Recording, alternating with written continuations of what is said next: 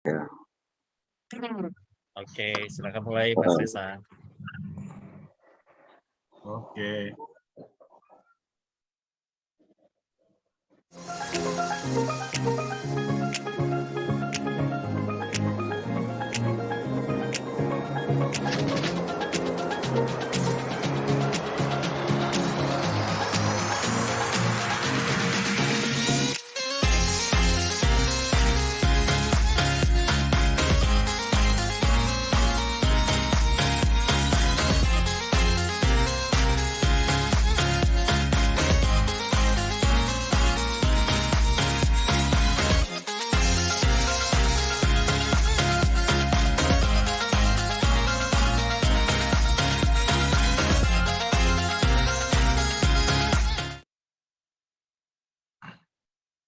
Assalamualaikum warahmatullahi wabarakatuh.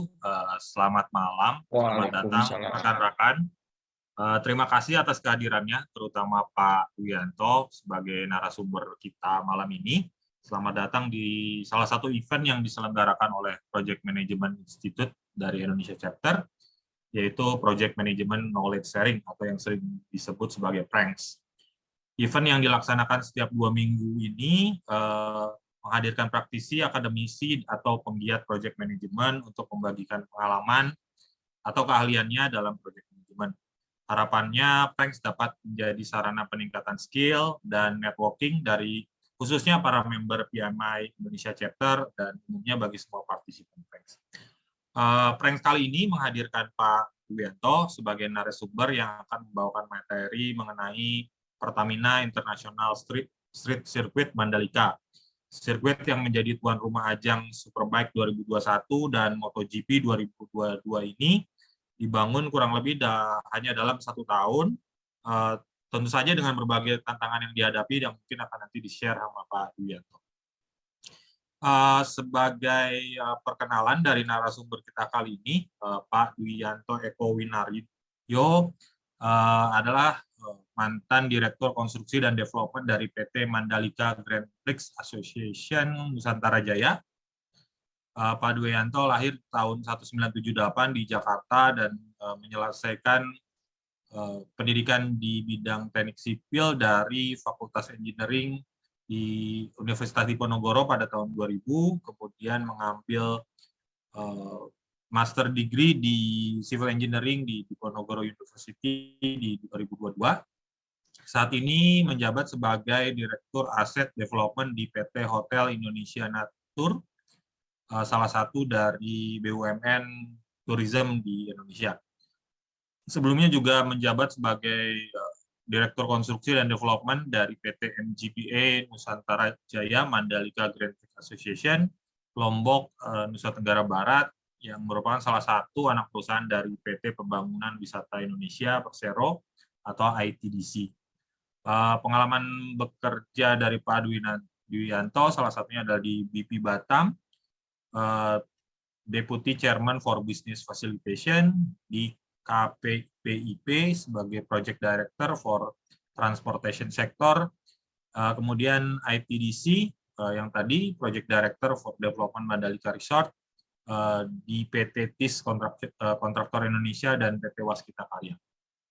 Mungkin itu perkenalan singkat dari narasumber kita.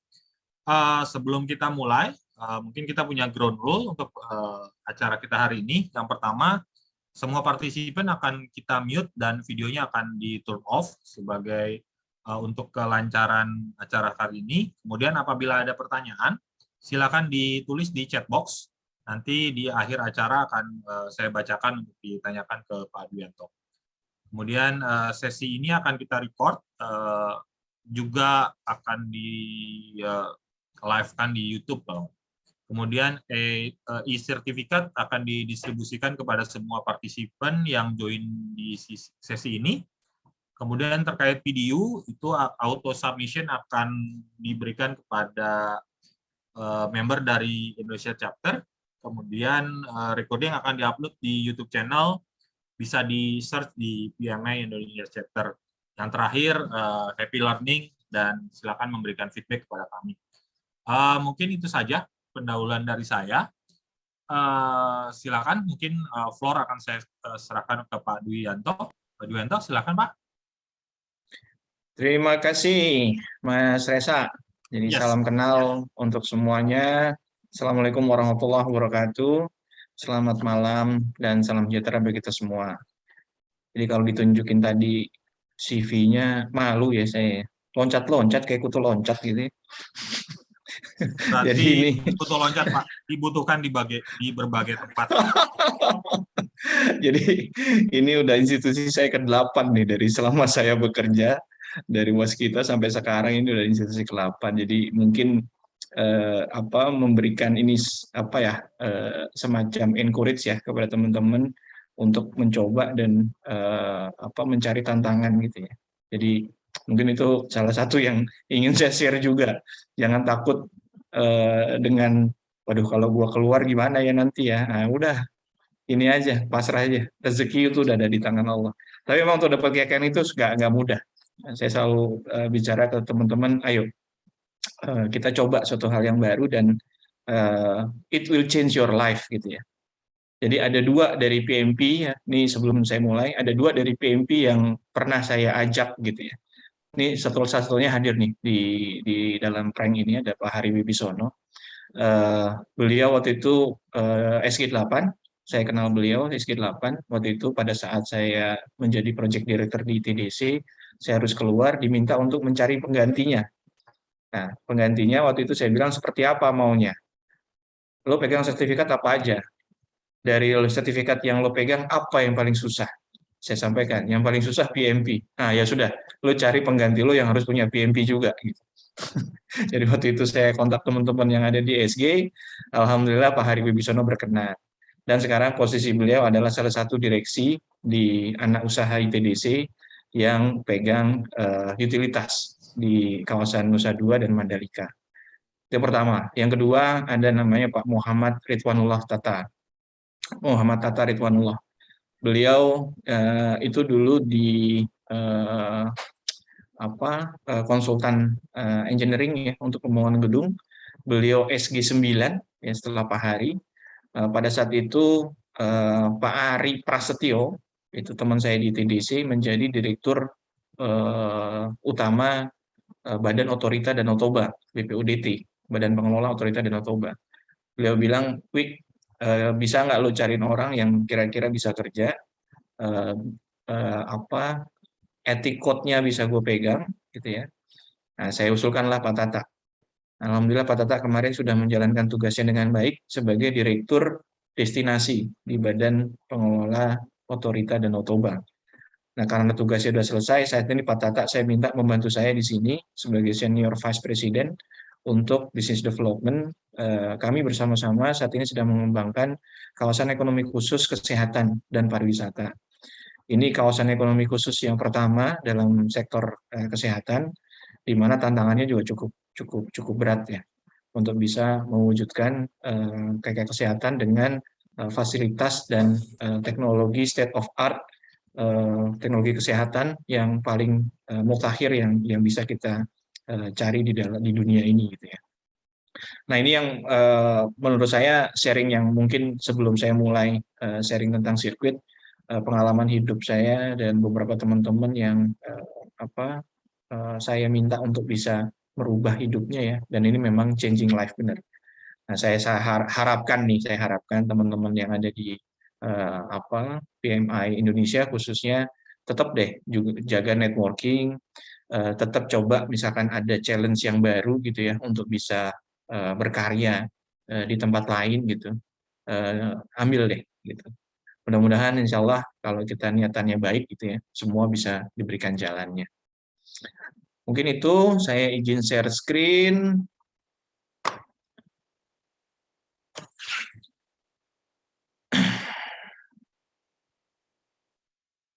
Ya, sudah terlihat? Sudah, Pak. Oke. Siap. Jadi ini sekarang namanya Pertamina International Circuit Mandalika. Jadi karena Pertamina sudah bayar naming right, jadi saya nggak bisa bilang sirkuit Mandalika aja ini. Nanti saya kena kena tuntut sama Pertamina. Jadi karena sirkuitnya ini adalah sudah dapat naming right-nya, maka saya harus menggunakan nama ini. Jadi sebenarnya yang ingin saya share ini terkait dengan beberapa inovasi dan implementasi teknologi ya yang kita coba gunakan di sana. Jadi untuk bangun sirkuit bukan suatu hal yang mudah ya. Apalagi ini dilakukan di Pulau Lombok gitu ya. Jadi kalau orang bilang in the middle of nowhere gitu, sumber dayanya juga terbatas gitu ya. Tapi kondisi alamnya itu sangat luar biasa gitu. Sehingga pada saat ini itu menjadi sirkuit itu akan ya sekarang teman-teman lihatlah kalau udah masuk TV itu luar biasa dan diakui oleh para rider dan tim MotoGP yang lain gitu ya bahwa ini one of the most beautiful circuit in the world gitu. Nah, itu kita harus bangga sebagai bangsa kita punya sirkuit ini yang mendapatkan status seperti itu ya di mata mereka gitu. Jadi akan ada 4 subbab lah ya. Jadi pertama overview proyek, yang kedua inovasi dan implementasi, yang ketiga ini dokumentasi proyek, yang keempat itu customer certification dan ada beberapa video. Jadi data umum proyek dan lingkup pekerjaan. Jadi ini mungkin bisa nanti di-share aja nih dokumennya, silakan aja. Kalau nanti mau ditaruh di Mas Reza, kalau mau ditaruh di chatbox ya, buat sebagai informasi ke teman-teman di PDF-in dulu aja nggak masalah. Nanti di-share gitu ya. Jadi nama proyeknya kerjasama pembiayaan dan pembangunan jalan kawasan dengan spesifik khusus di kawasan ekonomi khusus KEK Mandalika. Gitu. Kenapa ada nama kerjasama pembiayaan? Karena waktu itu ITDC tidak punya uang. ITDC tidak punya uang, lalu sudah ada jadwal untuk melaksanakan balapnya. Jadi sudah tanda tangan kontrak sama Dorna untuk 5 tahun. Bayangin, pada saat saya diminta untuk mereview proyek ini, belum pernah saya dengar negara manapun dapat kontrak Dorna sebelum ada sirkuitnya. Bahkan udah ada sirkuitnya pun masih dievaluasi gitu. Nah, ini luar biasanya kita sebagai bangsa ya, ITDC sebagai bagian dari bangsa Indonesia, itu mendapat kontrak dari Dorna 5 tahun, sirkuitnya belum dimulai dibangun. Masih angan-angan. Terus kondisinya nggak punya duit. Gitu. Lebih parahnya lagi, ITDC BUMN ya. Biasanya di BUMN itu rigid sama kayak di pemerintah, APBN. Gitu. Rigid banget. Jadi kalau Anda mau melakukan sesuatu, harus ada dalam RKAP, Rencana Kerja dan Anggaran Perusahaan. Gitu. Nah, ini di RKAP pun tidak ada. Nah, akhirnya kita pakai skema modified turnkey. Artinya modified turnkey seperti turnkey biasa, tapi ada opsi pembayaran dipercepat, tidak harus nunggu selesai proyek. Nah, ini kemarin kita manfaatkan di sana dengan rencana sumber pendanaan dari perbankan. Jadi artinya ITDC pinjam di bank, tapi bukan pinjam untuk bayarin proyek, pinjam di bank nanti kalau proyeknya sudah jadi, loan-nya baru turun. Gitu. Nah, ini dari sisi perbankan juga meminimalkan risiko. Artinya tidak ada risiko di perbankan untuk proyek mangkrak gitu ya. Nah, di kontraktor juga bisa melakukan proyek ini, tapi juga nanti akan ada beban bunga di ITDC. Karena kan mereka juga pasti ada cost of fund ya. Nah, ini skema ini belum pernah dilakukan di BUMN. Alhamdulillah kemarin kita lakukan di Mandalika dan alhamdulillah berhasil. Setelah proyek diperiksa BPK langsung, alhamdulillah juga sudah lolos dari BPK gitu. Dan BPK turun waktu itu tidak hanya seminggu 2 minggu, 3 bulan mereka memeriksa seluruh proyek ini karena ada juga dana penyertaan modal negara PMN yang turun ke ITDC 500 miliar sebagai bantuan lah dari pemerintah dalam kontribusinya untuk mewujudkan sirkuit kebanggaan ini. Lalu lokasinya di Desa Kuta Pujut. Pemberi tugasnya itu adalah ITDC ya. Konsultan perencananya itu ada 2, ada MRK1 ini untuk layout sirkuit dan ada AMSECON untuk shelter tunnel dan bangunan race control. Nah, ini untuk tunnel ini karena posisinya di pantai dan lokasi tanahnya itu berpasir ya, mayoritas pasir. ini kita takut settlement waktu itu, sehingga dan juga takut ada pergeseran, sehingga mungkin baru kali ini saya bikin tunnel itu dindingnya tidak hanya dinding, jadi keliling itu tebalnya 1,2 meter. Selama saya di proyek jalan tol itu paling tebal itu adalah dinding samping 1 meter, atasnya paling 60 cm, 40 cm. Bahkan kalau memang itu jalan biasa, dak aja 20 cm gitu. Tapi di sini itu keliling, kiri kanan 1,2 meter, bawah 1,2 meter, atas pun 1,2 meter. Jadi benar-benar masif ini tunnel yang ada di sana. Ya teman-teman yang kemarin sudah pernah ke sana waktu SBK dan MotoGP itu ya, kalau lewat tunnel 1 dan tunnel 2 mungkin nggak melihat ya. Karena yang kelihatan kan memang dindingnya aja ya, tapi tebelnya itu 1,2 meter ya. Dan alhamdulillah kemarin ada beberapa kali gempa di Maluku, gempa di NTT gitu ya. Alhamdulillah sirkuit kita aman. Lalu pelaksanaan kontrak 350 hari kalender dari tanggal 15 Juli sampai 30 Juni sebenarnya. Nah, tapi waktu itu ada adendum sehingga menjadi 365 hari ya. Jadi PHO parsial di akhir Juli 1, parsial 1, PHO parsial 2 di akhir September.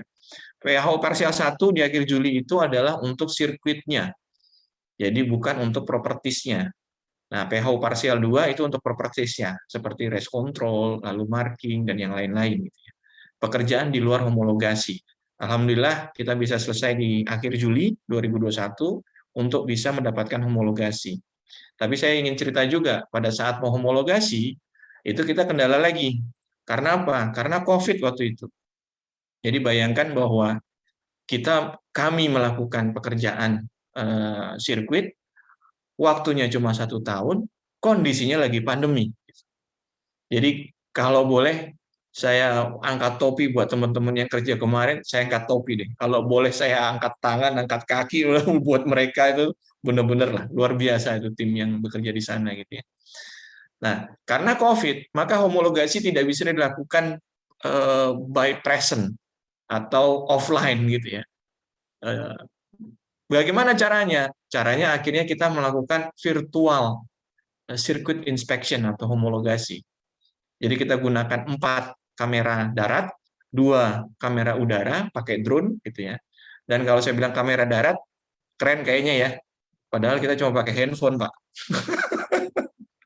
Jadi pakai handphone yang kameranya bagus, kita gunakan itu sebagai kamera darat gitu. Dan drone-nya kita pakai buat capture progress tiap minggu gitu. Sama lah kayak drone yang dipakai oleh teman-teman YouTuber gitu ya.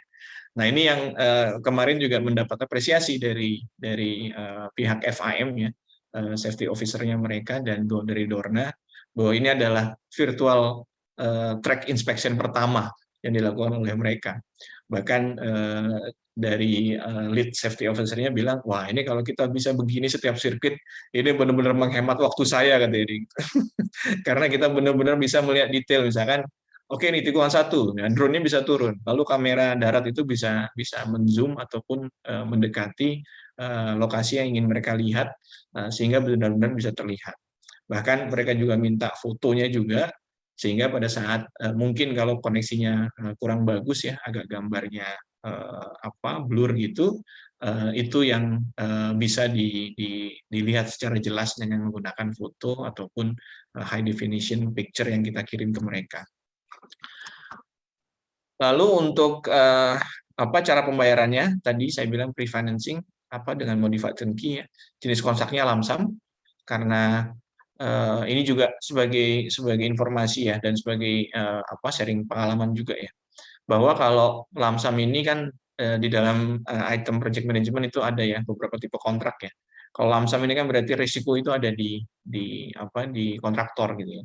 Nah, tapi pada saat kontraktor sebelum memutuskan, mereka harus diberikan waktu yang cukup untuk mengevaluasi apakah BOQ ataupun bill of quantity atau data volume pekerjaan itu sudah bisa mereka estimasikan dengan baik. Jangan juga kita sebagai owner itu minta lump sum tapi datanya tidak diberikan semua dan tidak diberikan akses untuk masuk ke lapangan. Nah, ini juga nggak fair gitu. Jadi kemarin kita dengan teman-teman PP ya, PT Pembangunan Perumahan, kontraktornya, itu kita berikan waktu yang cukup. lebih dari 2 bulan lah untuk bisa mengevaluasi bill of quantity-nya, sehingga pada saat kita ambil keputusan lamsam, ini juga bisa diterima dengan baik oleh mereka. Di lingkup pekerjaannya itu ada track lane, verge, runoff, aspal, runoff grass, runoff gravel, service road, drainage, concrete barrier, tunnel, race control, gantry, medical center, spectator fence, dan observation deck. Ini rangkumannya, jadi panjangnya 4,3 kilo, mungkin sudah banyak yang dengar ya, 17 tikungan, area pedok, ada kapasitas grandstand, rencana kapasitas untuk hospitality suite-nya itu sekitar 7.700. Lokasinya teman-teman pasti sudah tahu, ada di pantai selatan Pulau Lombok, tidak jauh juga dari airport, sehingga ini menjadi lokasi yang sangat strategis ya untuk bisa memberikan pelayanan logistik ya, khususnya logistik motor balap dan yang lain-lain yang melewati udara. Ini yang tadi saya bilang lingkupnya, jadi secara detail mungkin seperti ini. Jadi kalau track lane itu yang nomor 1, lalu run off grass itu yang rumput ini, jadi run off tapi tipenya rumput. Lalu ada run off aspal, nah ini yang dicat ini batik Lombok ya, yang kita gunakan untuk ini. Tadinya kita mau berdiskusi warnanya mau biru putih apa merah putih gitu. Sebenarnya nggak usah ditanya ya, karena kita bangsa Indonesia pasti milihnya merah putih gitu ya. Sehingga ini bisa ini sebelum dicat sirkuit ini kurang ganteng gitu. Tapi pada saat dicat, waduh viral banget, keren banget jadinya gitu ya. Padahal ngecatnya ini cuma simple aja, cuma butuh waktu nggak sampai sebulan lah ngecatnya. Tapi pada saat sudah dicat memang jadi tampak indah sekali. Lalu 4 ini ada kerb ya, verge dan kerb. Jadi kerb ini juga beda sama kerb trotoar yang ada di jalan-jalan raya kita ya. Ini kerb ini batas sebagai pembalap itu batas antara verge dengan dengan tracknya gitu. Bentuknya jadi kalau dia lewat situ geronjal-geronjal gitu ya. Tapi memang kadang-kadang pembalap sengaja lewat sini supaya bisa mengakselerasikan motornya bisa lebih cepat. Lalu 5 ini adalah drainase. Ini drainase yang kami harus impor dari Jerman karena memang drainase ini sangat penting, khususnya di Lombok karena curah hujannya tinggi sekali. Gitu. Jadi pada saat terjadi race ataupun sebelum race, ya diharapkan trek ini bisa kering. Karena dalam persyaratan Dorna dan FAM itu, trek itu harus bisa kering, tidak ada genangan dalam waktu 30 menit. Dan kalau dalam waktu hujan itu 30 menit, selama 30 menit itu ada genangan, maka race akan dihentikan. Nah ini yang kita tidak mau. Makanya pada saat kick off di awal proyek, itu ada 2 material yang saya terpaksa ambil keputusan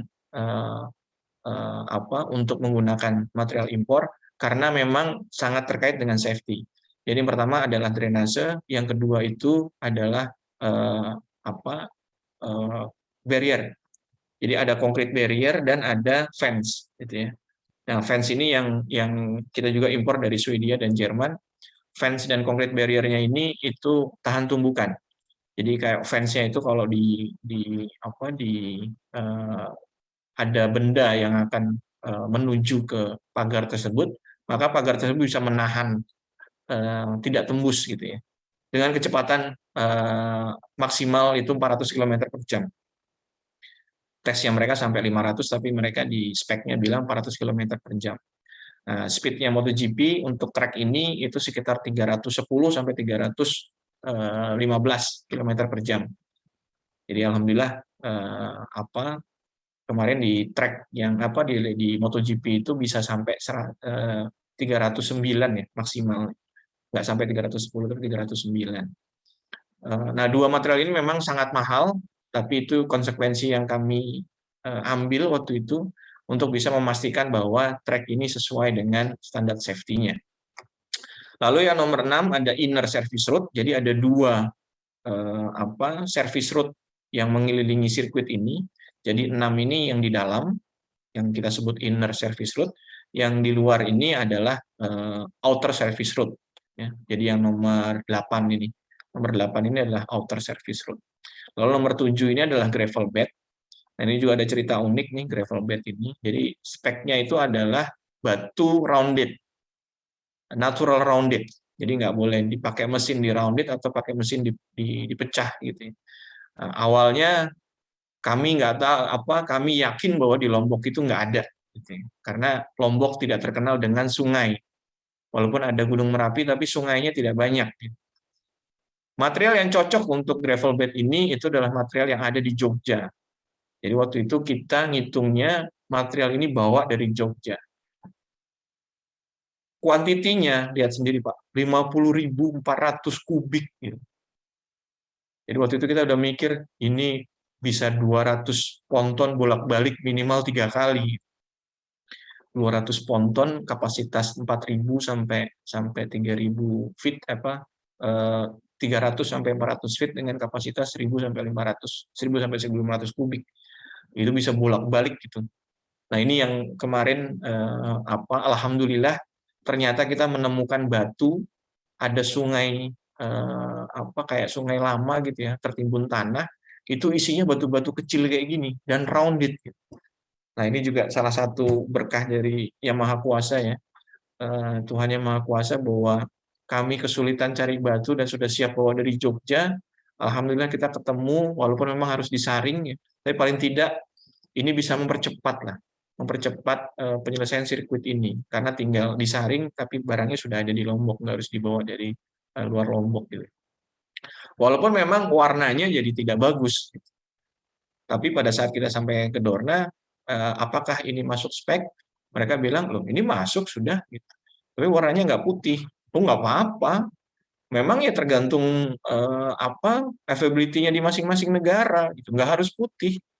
Ya, ini abu-abu ya, inilah identifikasinya termasuk identitas dari sirkuit ini gitu. Nah, jadi mungkin ceritanya seperti itu ya cerita di belakang itu. Lalu ada concrete barrier tadi saya bilang, concrete barrier ini awalnya mereka bilang ini produk Geobrook ya. Awalnya mereka bilang kalian harus impor semua dari Jerman. Saya bilang kenapa harus impor? Ini kan konkret, berat sekali. Saya bayarnya mahal gitu. Karena Anda nggak bisa bikin Indonesia gitu. Oh, jangan gitu dong. Ini melecehkan saya bilang. Yo, saya bilang ke mereka jangan bilang kita nggak bisa. Oke deh. Ini produk ini yang dipakai di Vietnam juga ya, di track F1 Vietnam yang ya akhirnya batal karena orang yang di posisi saya ditangkap karena korupsi ya. Waktu itu saya berpikir juga, aduh jangan sampai kita korupsi di sini deh, jangan.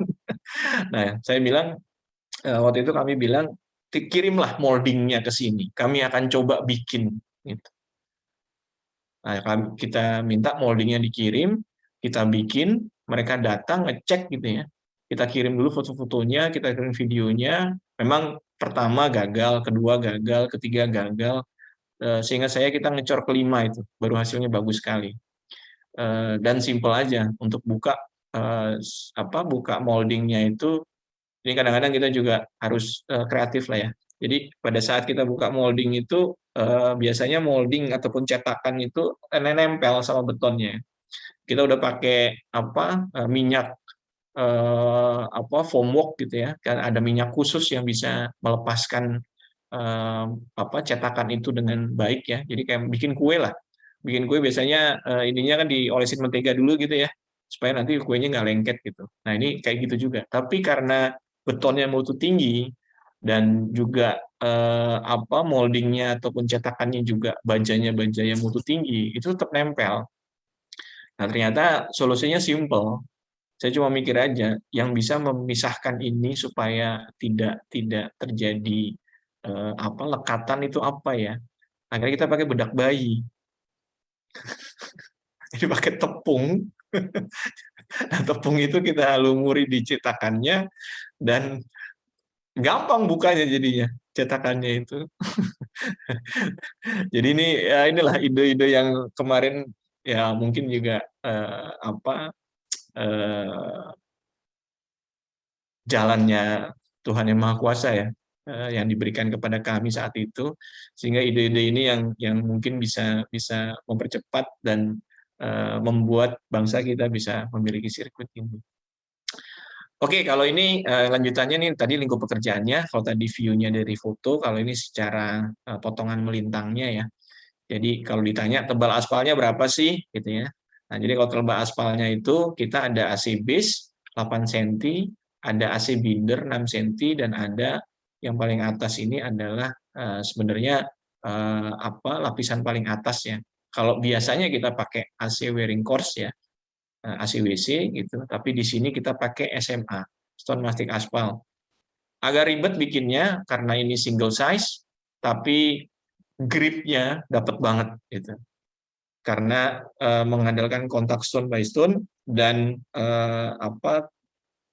permukaannya itu nggak halus, tapi bukan terus bumpy, enggak, tetap halus, tapi kalau dilihat dekat gitu masih ada rongga-rongganya.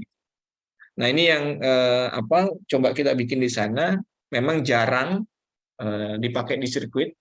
Di sirkuit yang lain juga biasanya pakai ACWC. Kemarin yang Formula E juga pakai ACWC.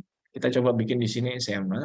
Memang bikinnya agak susah, ribet, tapi hasilnya alhamdulillah teman-teman bisa lihat sendiri komen rider di sana pada saat setelah mereka balapan gitu ya. Mereka bilang gripnya dapat banget, dan teman-teman juga lihat bahwa pada saat race SBK itu ada dry race, ada wet race. Bahkan pas MotoGP juga ada wet race-nya juga.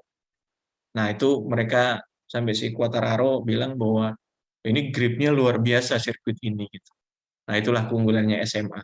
Jadi nggak licin gitu ya. Gripnya dapat. Jadi pada saat mau akselerasi itu dia ngiket, dan pada saat ngerem itu dia narik gitu ya. Nah, ini yang kemarin kita usahakan dan alhamdulillah bekerja dengan baik, ya, walaupun ada isu aspal rontok dan segala macam, tapi nanti saya akan coba share video juga bahwa saya sarankan untuk melakukan balapan drifting di sana, karena drifting ini adalah penyiksaan yang paling ultimate untuk suatu sirkuit gitu ya. Kalau balap motor, balap mobil udah biasalah, tapi kalau ngedrift, karena itu dia balapannya balapan ban muter, nggak ban berhenti gitu ya. Ban muter dan nggaruk ataupun nyangkul sirkuit, nyangkul aspal gitu ya. Nah, itu kemarin dilakukan dan alhamdulillah aspalnya juga nggak apa-apa gitu. Nah, ini gambar bagaimana kompleksnya drainase yang ada di sirkuit. Jadi ini adalah contoh juga nih drainase Horoton yang kita gunakan. Jadi atasnya itu cuma 5 mili bukaannya. Dia bentuknya adalah cast in steel. Jadi steel cast gitu ya.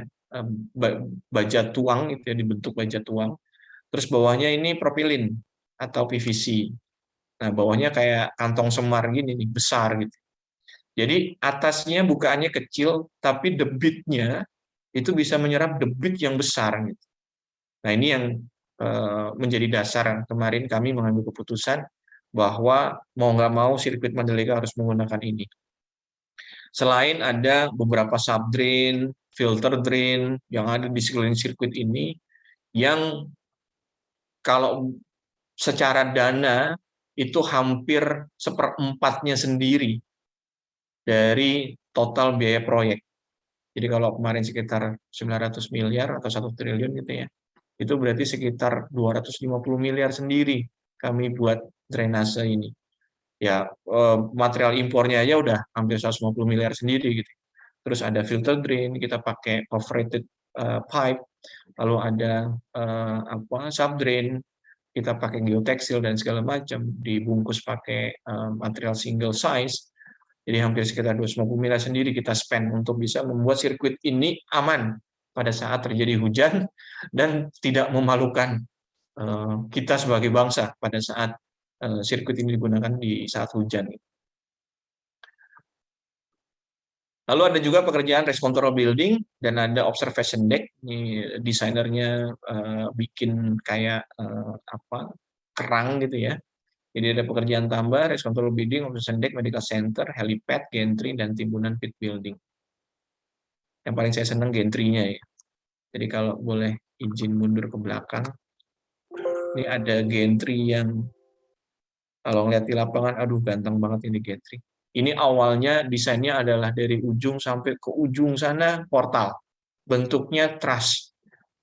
Kalau ada yang tahu konstruksi ya, jadi baja kayak bangunan ini nih, bangunan BTS ya. Kalau teman-teman di komunikasi di telco nih, kayak bangunan BTS tuh.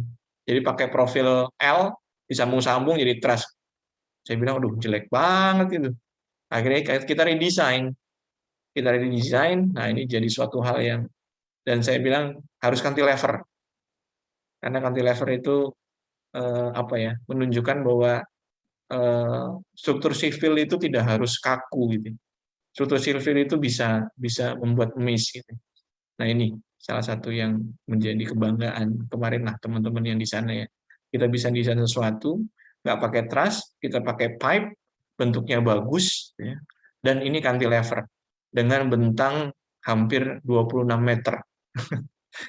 Jadi luar biasa ya. Oke, saya lanjut. Mungkin ini sebentar saya stop share dulu karena kalau share katanya harus pakai suara. Oh sudah. Ini ada animasi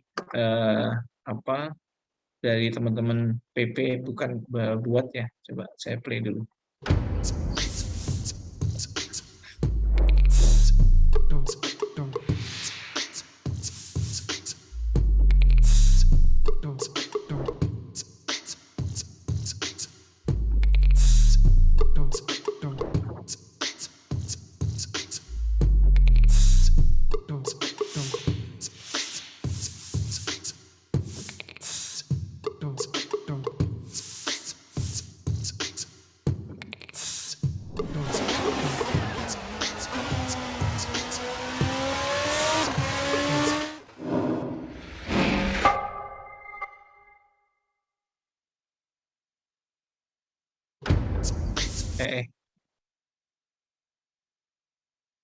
Next.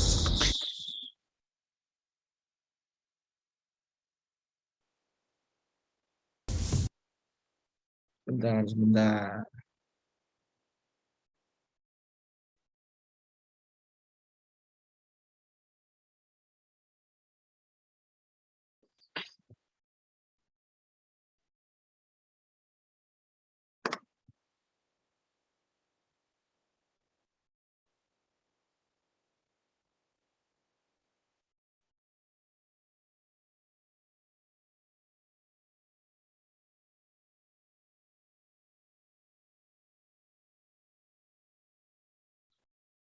Share screen.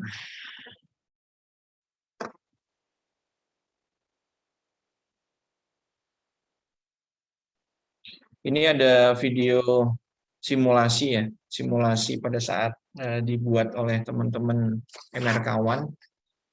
Jadi ini animasinya.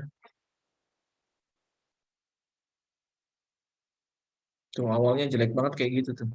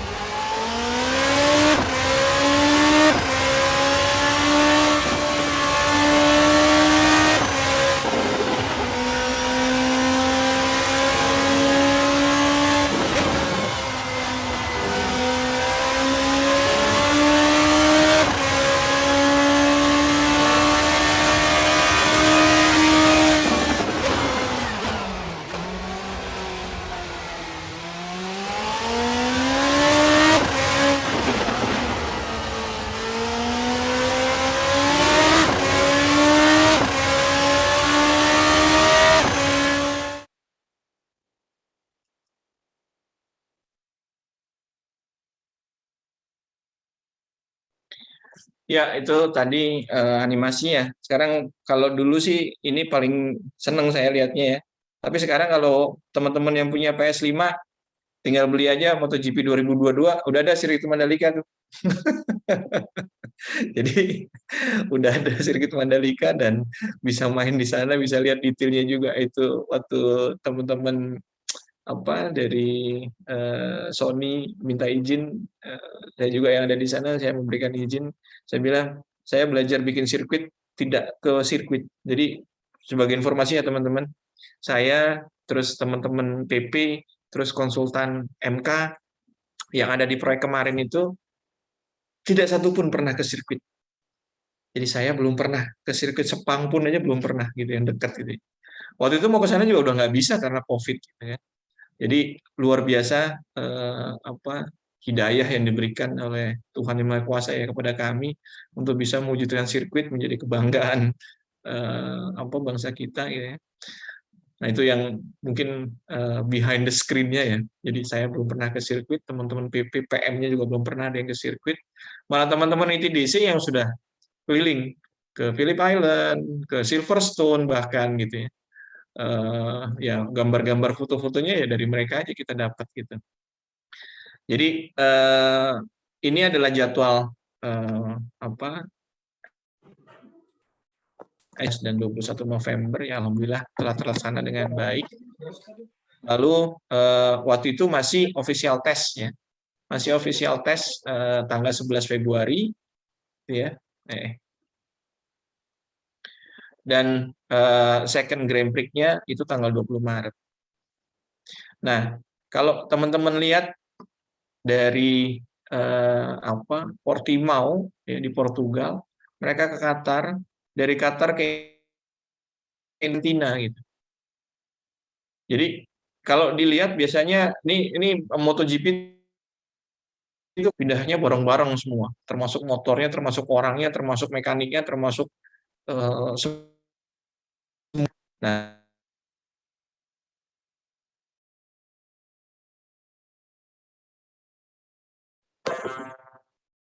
putus ya. Halo. Udah masuk lagi, Pak. Oh iya, sorry. Sampai mana tadi? Sejam terakhir ya? Gue harus ulang ya? Lanjut, Pak Dwi. Siap. Nah ini jadi ya jadwal MotoGP ini saya pengen ini aja ya meng-highlight bahwa event Mandalika ini menjadi hal yang istimewa. Jadi lihat nih dari Portugal ke Qatar, dari Qatar ke Indonesia, dari Indonesia ke Argentina ya. Ya loncatnya jauh banget gitu. Biasanya itu kalau Asia itu ngumpul semua ya. Kalau teman-teman yang senang MotoGP itu Asia kumpul semua. Jadi dari biasanya Malaysia gitu ya, Thailand, Australia gitu. Tuh ngumpul tuh. Sehingga baru itu nanti mereka pindah lagi terakhir ke Spanyol gitu ya. Nah, tapi ini kehormatan besar buat kita ya, itu menjadi event nomor 3 di awal musim gitu. Ini yang ingin saya coba sampaikan ke teman-teman bahwa it's a privilege ya, it's a privilege yang luar biasa gitu ya. Oke, next-nya inovasi dan implementasinya. Jadi spesifikasinya ini nih surface regularity-nya harus kurang dari 2 mili. Jadi kalau teman-teman 2 mili itu seberapa sih? Ambil KTP 2 biji susun tuh. Nah, itu harus surface regularity-nya. Ini luar biasa speknya ini. Design tolerance plus minus 3 mili. 3 lembar KTP. Nah, makro teksturnya tadi saya bilang, kekesatan di atas itu ya. Itu 0,9 sampai 1,6 mm. Ya. Terus bitumen yang kita pakai kemarin itu PG82. Jadi kalau teman-teman biasa dikonstruksi, aspal yang paling kuat saat ini itu adalah PG82. Aspal yang paling kuat dipakai di airport baru PG76. Jadi PG82 ini brand ataupun mereknya sekarang itu hanya dikeluarkan oleh Shell dengan brand pasar mereka itu Sarifalte Aspal Racetrack.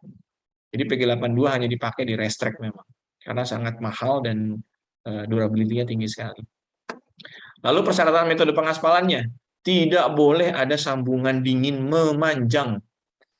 Jadi sirkuit ini lebarnya 15 meter, kami harus aspal 15 meter. Gitu. Nggak boleh ada sambungan memanjang. Itu memanjang ya. Jadi nggak boleh ngaspal 7,5 meter dulu sampai selesai, baru nanti ngaspal lagi 7,5 meter lagi gitu. Nggak boleh. Jadi kalau mau ngaspal ya 15 meter bareng gitu ya. Mau sampai panjangnya berapa? Nah itu kalau itu boleh. Tapi ada juga syaratnya bahwa berhentinya ngaspal satu segmen tidak boleh di braking zone. Jadi kita harus cari braking zone menghindari braking zone. Nah, waktu itu kita putuskan ada 7 segmen.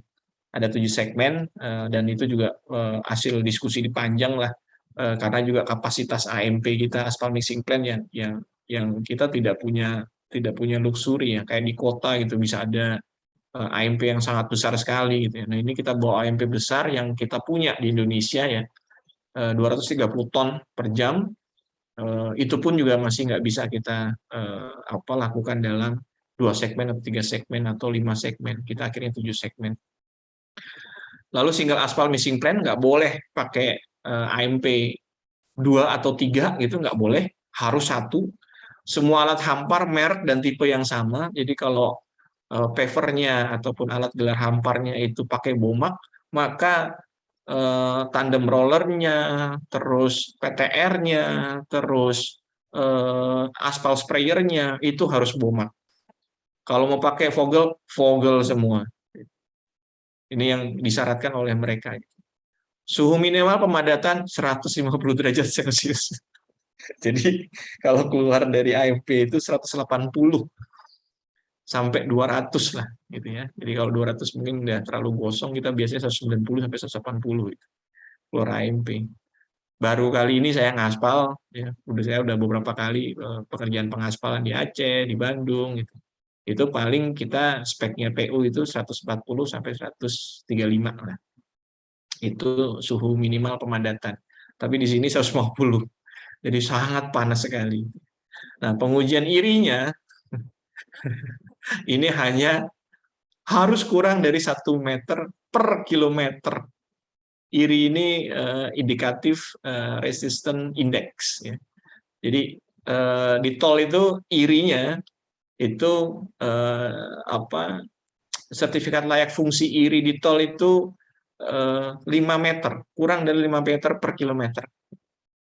Jadi kalau di atas 4 masih diterima, di atas 5 itu nggak masuk. Gitu. Nah ini di sirkuit ini 1 meter per kilometer. Jadi sangat luar biasa lah speknya. Ya. Nah ini metode pengaspalan tracklane. Jadi karena nggak boleh ada sambungan memanjang, maka kita ngaspalnya pakai 2 finisher. Truknya jejer di depan. Gitu. Nah ini kita ngaspal, jadi finisher ini jalan, nanti finisher ini jalan. Jadi sambungannya ini masih hot joint, jadi bukan cold joint. Rata-rata itu sekitar 1.600 ton kita ngaspal rata-rata ya. Jadi bukan 7, 5 segmen. Mohon maaf lupa. 5 segmen rata-rata itu sekitar 900 meter atau sebesar 1.600 ton sekali ngaspal. Implementasinya ini kita pakai LIDAR, lalu pakai digital level, terus pakai BIM, jadi Building Information Management ya. Lalu MMGPS. Nah, MMGPS ini agak unik, jadi nanti saya jelasin ya di belakang. Ini dia pakai nyetel finishernya ini elevasinya itu sudah otomatis. Jadi kita input elevasi desain. Lalu dia berjalannya stationing gitu ya, STA gitu ya, berjalannya STA, dia akan ngejas sendiri tergantung desainnya gitu. Nah, ini yang membuat alhamdulillah yang spek di atas tadi, kerataan 2 mili, terus iri di bawah 1 meter, itu bisa kita achieve. Kalau nggak pakai MMGPS, mungkin ini akan sulit dan nggak bisa lah kalau saya bilang. Dan alat ini mahal. MMGPS ini satu unit itu 3 miliar, satu set, dua kiri kanan ya, kiri kanan, dua pesawat itu 3 miliar, dan PP kemarin menyediakan 3 unit. Jadi 2 dipakai, 1 standby. Karena kalau 1 rusak, finishernya ini nggak boleh berhenti ngaspal, harus finisher yang cadangan masuk. Ini untuk yang LIDAR. Jadi kita menggunakan LIDAR, mappingnya itu pakai laser ya. Jadi dia muter gitu, robotik. Lalu nanti datanya dimuat di komputer, dan kita bisa tahu elevasinya setelah ngaspal langsung kelihatan, sehingga kita bisa evaluasi. Lalu pakai BIM. Nah, ini pakai BIM, jadi Building Information Management. Input kepada MMGPS ini dari BIM. Jadi BIM-nya itu yang kita bikin dulu di AutoCAD gitu ya. Ada 2D-nya, ada Civil 3D-nya. Nah, ini yang kita input ke MMGPS. Nanti pas saat udah ngaspal, dia otomatis tuh nyeting elevasi grid-nya sendiri. Nah, ini MMGPS, ini pemanfaatan BIM, sorry. Jadi pemanfaatan BIM ini dia sudah ada potongan melintang, terserah mau dibikin per 1 mili pun bisa gitu. Mau dibikin per 5 meter juga bisa. Gitu. Nah, ini dengan BIM ini sangat membantu ya, sangat membantu sekali teknologi ini untuk bisa mendapatkan akurasi dari hasil pekerjaan kita. Nah, ini yang dibilang MMGPS. Jadi MMGPS ini yang warna ini yang ditaruh di finisher. Dia dimasukkan ke sistemnya si finisher itu, ada plug-in-nya gitu ya. Memang kalau untuk MMGPS ini tidak bisa digunakan di finisher yang tipe lama.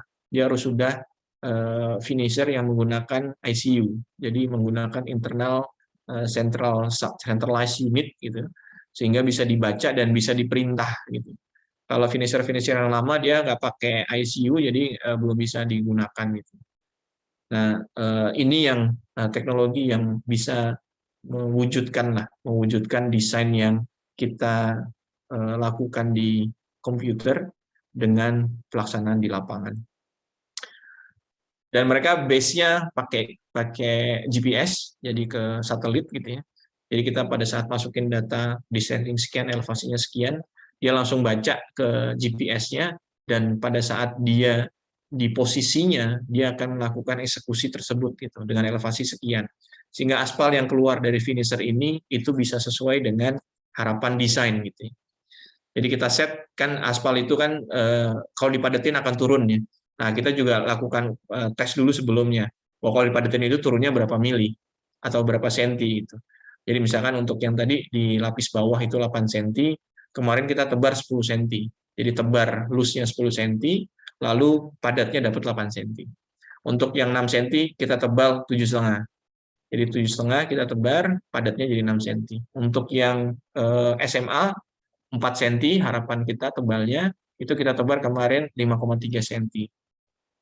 Nah, kalau udah bicara dengan MMGPS, kita bisa per 5,3 cm kan berarti 53 mili kan gitu ya.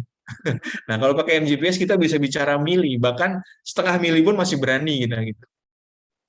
Artinya nggak susah, tapi kalau nggak pakai MMGPS, mau ngukur 5,3 mili, 5,3 cm, gimana ngukurnya gitu? Mau pakai meteran atau penggarisan gitu, susah. Mata ini juga terbatas gitu ya. Nah, ini dengan menggunakan MMGPS, walaupun mahal tapi sangat berguna sekali. Lalu yang terakhir extension. Jadi biasanya finisher itu lebar maksimal itu adalah 6 meter. Nah, kita pakai extension kiri kanan 1,5. Jadi nambah lagi, bisa maksimal 8,8 meter. Karena yang extension 1,5 ini hanya bisa dimaksimal bukanya itu di 1,4 gitu ya. Jadi dari 6 meter bukaannya bisa ditambahin lagi 1,4, tambah lagi 1,4. Jadi totalnya bisa 8,8. Sedangkan track kita 15 meter, kita bisa buka satu finisher hanya 7,5 meter. Jadi masih bisa gitu ya, kita usahakan. Dan ini tidak pernah dilakukan di track manapun. Biasanya mereka pakai 3 finisher. Jadi pada saat kita melakukan ini, debatnya panjang nih sama konsultan yang awal kita, yang MR Kawan. MR Kawan ini gabungan dari beberapa expert ya. Jadi ada yang di Bahrain, ada yang di London, ada yang di Irlandia. Mereka biasa melakukan pekerjaan sirkuit di Eropa. Jadi kayak di Silverstone, lalu di Miami kemarin, juga di Phillip Island Australia, terus di Jepang, di Cina, kemarin juga di Vietnam gitu. Nah, belum pernah mereka menggunakan 2 finisher pakai extension karena menurut mereka beresiko. Ya, tapi kembali lagi plus 62 dilawan gitu kan. Kita ngotot gitu. Tolong kami kasih kesempatan, coba dulu trial dulu. Kalau kamu nggak puas, silakan deh. Baru paksa kami pakai 3 finisher. Tapi kami akan coba semaksimal mungkin, best effort kami, setelah itu silakan Anda nilai.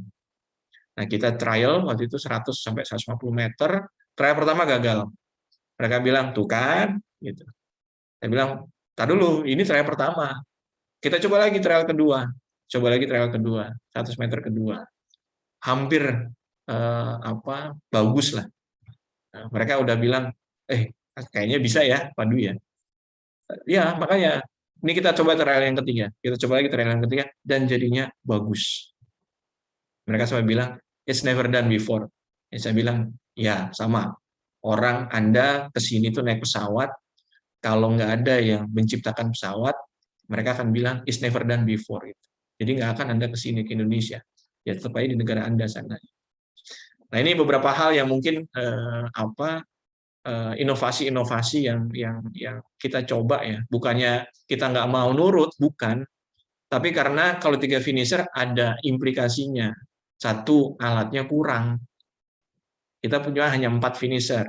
Kalau kita pakai 3 bareng, satu itu sebagai cadangan. Jika ada satu lagi yang rusak, kita nggak ada lagi. Jadi kita waktu itu cuma punya 4 finisher, ada satu finisher lagi 5, tapi yang satu ini itu beda merek, mereka nggak mau gitu kan. Nah akhirnya ya biasalah karena kepepet kita berusaha berinovasi gitu dan berusaha semaksimal mungkin untuk mendapatkan hasil yang sesuai dengan standar mereka, tapi caranya tidak dengan cara yang biasanya. Nah ini evaluasi pemadatan, jadi kita ukur seluruh area. Bukan cuma sampling. Jadi seluruh area kita ukur. Jadi sirkuit itu 4,3 kilo, lebar 15, ya 4,3 kilo kali 15 meter itulah luasan yang kita ukur. Satu-satu. Jadi untuk surface course itu harus kurang dari 2 mili. Untuk binder course itu harus kurang dari 5 mili. Untuk base course harus kurang dari 8 mili. Ukurnya pakai straight edge. Mungkin kalau teman-teman yang biasa dikonstruksi jalan tahu ya, straight edge itu biasanya kita pakai hanya di sambungan.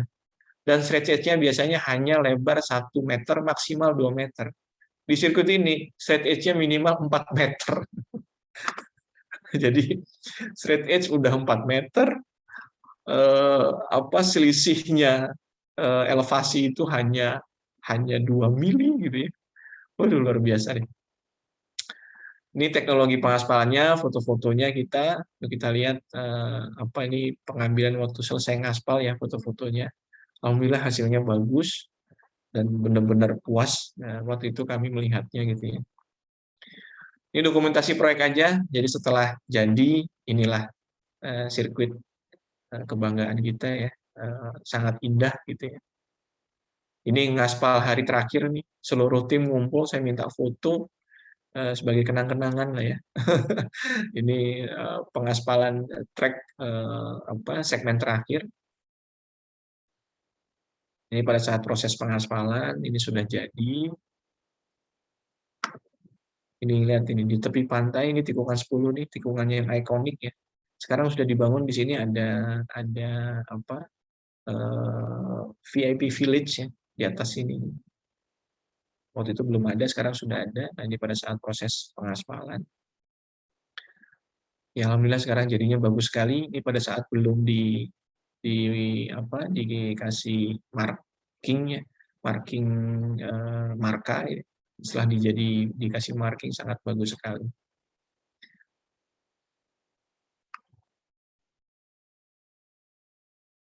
Ini setelah dicat hijau gitu ya. Alhamdulillah bagus hasilnya. Nah ini kerap nih. Jadi kerapnya itu ada beda tinggi. Jadi dia kayak naik terus turun, lalu setelah itu selesai kerapnya naik lagi, turun lagi, naik lagi. Nah ini jaraknya sekitar waktu itu 1,2 meter masing-masing segmen ini. Nah ini yang horoton nih, kalau bisa dilihat di gambar kanan bawah ini horoton, dan ada horoton yang langsung nempel ke trek. Dan itu pada saat nempel ke trek, selisih antara horoton sama trek itu salurannya harus di bawah aspal. Selisih aspalnya ke saluran itu nggak boleh lebih dari 2 mili. Balik lagi, isinya mili-mili aja ini proyek ini. Aduh. Nah ini ada kelihatan agak ini ya, agak jelas ya. Jadi tekstur aspalnya memang agak kasar nih. Gitu. Tekstur aspalnya memang agak kasar, nggak halus, licin gitu nggak. Gitu. Tapi kalau kita lihat dari jauh ya seperti ini, bagus ya. Tapi kalau lihat detail tuh kayak kasar gitu. Ini yang memberikan grip yang baik kepada ban, baik pada saat dia akselerasi, menunjang akselerasi dia, ataupun pada saat pengereman itu memberikan daya cengkram yang lebih. Nah ini cara mengukur tadi makro teksturnya. Jadi dipakai pasir kuarsa itu terus diputer. Nah ini ada maksimal diameternya. Ini maksimalnya yang ini yang luar. Kalau kita terlalu halus, maka diameternya ini akan lewat dari sini. Pasir kuarsanya akan melebar. Kalau kita terlalu kasar, maka cuma ngumpul di sini doang nanti. Gitu. Jadi harus di antara lingkaran yang paling dalam sampai ke lingkaran yang paling luar. Alhamdulillah seluruh area ini memenuhi tes sand patch ini. Ini pekerjaan concrete barrier dan debris fan. Nah ini yang pagar yang saya bilang tahan tumbukan dengan kecepatan 400 km per jam. Ya belum kita coba sih. Cuma di YouTube ada kok, cari aja deh debris fans Geobrook gitu ya. Ada tuh tes-tesnya mereka. Ini ada yang bolong juga, ini kalau untuk Marshall, jadi pada saat ada accident, Marshall akan keluar dari jendela ini untuk bisa menolong rider yang jatuh. Ini pengetesan untuk sandcone, layar timbunan di tunnel. Nah ini ada yang namanya alat unik juga nih. Kalau dulu untuk tahu density test, kita mau cepet gitu ya. Kalau lama kan kita bisa core drill terus diekstrak gitu ya, terus dilihat density-nya, ditimbang gitu. Itu biasanya butuh waktu 1-2 hari lah. Karena ada yang harus direndam dulu socket, ada yang nggak direndam gitu ya. Kalau direndam ya butuh 24 jam direndam, ya paling tidak minimal 1,5 hari lah baru selesai untuk mendapatkan data density. Nah, ini sudah ada teknologi yang namanya PQI. PQI ini dia pakai tenaga listrik. Kalau dulu untuk bisa mendapatkan hasil yang cepat pakai tenaga nuklir. Nah ini yang dulu alatnya sangat mahal dan hampir tidak diperbolehkan di Indonesia karena ada radiasinya, sehingga banyak yang nggak pakai juga gitu ya. Nah ini sekarang ada pakai elektrodnya, pakai elektrostatik gitu ya. Dia alat ini bisa mengukur seketika langsung keluar density-nya. Jadi compaction-nya berapa persen, karena kan ada standar ya. Jadi hasil compaction-nya itu 98 sampai 101% dari hasil lab. Nah, ini kita dapat 9,9,7. Density-nya berapa? Temperaturnya berapa? Yang kita pakai ya compaction sama density ini. Artinya alat ini sangat berguna, memang agak mahal. Ya ini seharga Fortuner lah. Sekitar 800 juta. Waktunya jam berapa ya? Masih adakah waktunya? Masih, Pak. Bebas, Pak. Oh, bebas ya. Nah, ini pengetesan straight edge. Jadi yang tadi saya bilang bahwa kita ukur, jadi kita pakai sistem jaring laba-laba. Jadi straight edge-nya pindah ke sini, ke kanan, lalu straight yang sana geser, terus geser lagi, sampai seluruhnya ininya selesai. Ini rest control building dan observation deck. Nah, ini aja nih. Jadi ada beberapa yang mengunjungi di sana ya. Ada Pak Wamen BUMN, lalu ada Pak Gubernur, lalu ada Pak Novel, Direktur PP, ada Pak Berry, Direktur ITDC, ada juga Loris Capirossi. Ada yang tahu Loris Capirossi? Loris Capirossi itu juara dunia tahun 83 tahun lupa tahun berapa ya. Lalu ada Mark Hughes, ini yang managing directornya Merkawan, dan ada Franco Uncini. Franco Uncini ini juga juara dunia. Oh ya, Franco Uncini juara dunia 83, Loris Capirossi itu juara dunia 96. Nah, ini foto-foto pada saat mereka mengunjungi Mandalika sebelum sirkuit ini jadi. Jadi waktu itu bulan April. Saya tahu banget April karena Maretnya saya COVID. Jadi mereka datang sebelum mereka datang saya COVID 14 hari. Sabtu selesai, ke Mandalika hari Minggu, hari Rabu mereka datang. Alhamdulillah udah selesai COVID-nya. Ini testimoni, jadi metode ngaspal with beam sirkuit Mandalika Pukau Juri PP Awards. Nah, ini jurinya PP Awards ini tidak dari internal tapi dari eksternal, ada Pak Dirjen Bina Marga juga ya. Sangat impress lah dengan prestasi dari teman-teman kontraktor Indonesia yang bisa memberikan kontribusi yang baik ya ke sirkuit ini. Nah, ini juga Dorna puji sirkuit Mandalika dengan julukan Super Safe. Alhamdulillah hasil survei yang kemarin mereka lakukan ini sesuai dengan harapan mereka. Ngaspal sirkuit MotoGP Mandalika selesai. World Superbike siap digelar. Nah, ini dapat juara 1, juara 2 ya di internal PP ya. Yang terakhir, yang luar biasa, proyek ini dapat 3 muri. Satu proyek untuk dapat 1 muri aja susah gitu ya. Proyek ini dapat 3 muri. Yang pertama, pengaspalan menggunakan teknologi BIM dengan volume terbanyak. Jadi jarang-jarang kita sekali ngaspal 1.600 ton gitu ya. Terus yang kedua, pembangunan sirkuit pertama standar FAM. Nah, ini memang sirkuit Sentul itu saat ini memang tidak sesuai dengan standar FAM yang baru ya. Kalau dulu tahun 98 mungkin sesuai. Lalu pembangunan lintasan sirkuit tercepat di Indonesia. Mungkin itu yang bisa saya sampaikan. Silakan kalau ada yang mau bertanya atau mau sharing-sharing, monggo. Saya kembalikan ke Mas Reza. Silakan, Mas. Terima kasih Mas Dwi, menarik sekali materinya ya. Memang sirkuit ini jadi kebanggaan Indonesia sekarang ya.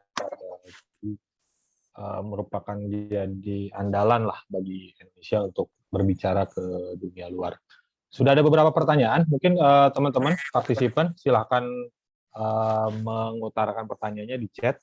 Kita udah ada 2 nih. Yang pertama mungkin langsung aja ya Pak Dwi, dari Pak Edi Chandra. Pak Dwi mau tanya, kalau tidak salah ITDC juga menggandeng Vinci Construction. Nah, ini Bro Edi yang diceritakan mungkin dari Pak Dwi. Dulu gue lihat dulu nih Bro Edi. Ini Bro Edi yang di Oil and Gas bukan ya waktu itu ya? Mungkin Pak Edi kalau mau open mic bisa juga, silakan aja Pak.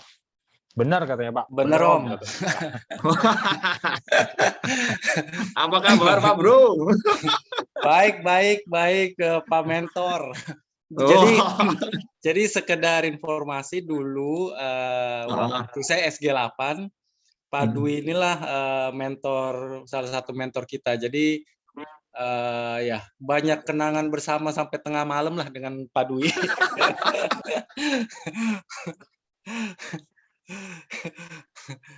Mantap proyeknya Pak Dwi, mantap, sukses terus Pak. Siap. Jadi gini Bro Edi, ini memang ITDC dulu sama Vinci ya. Jadi sama Vinci, mereka bikin namanya anak usaha PT Angka gitu.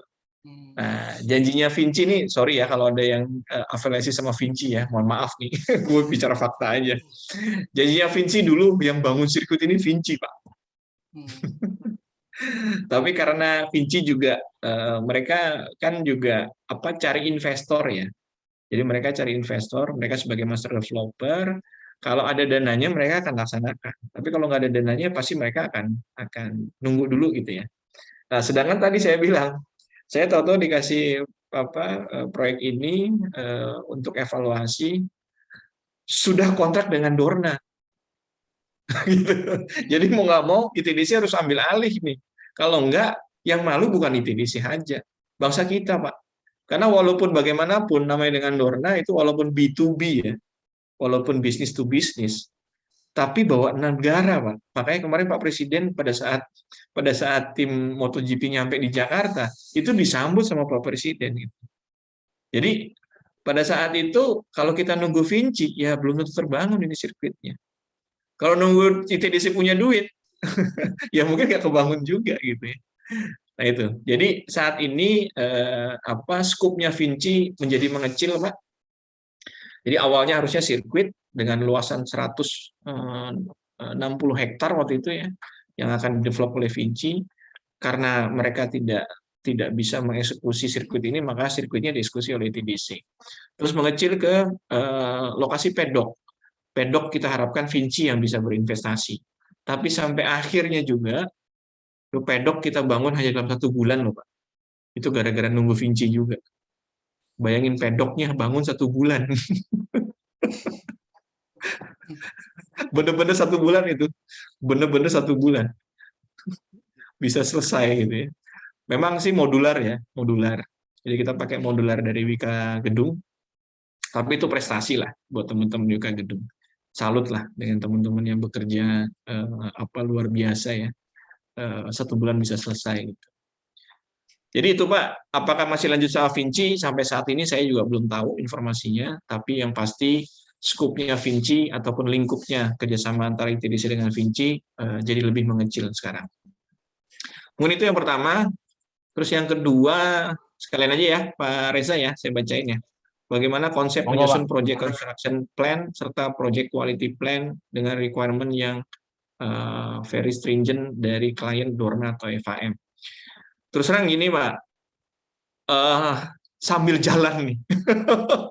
Jadi nyusun project construction plan sama project quality-nya plan sambil jalan Pak. Karena apa? Karena spek yang kita terima ini juga belum pernah kita lakukan sebelumnya. Jadi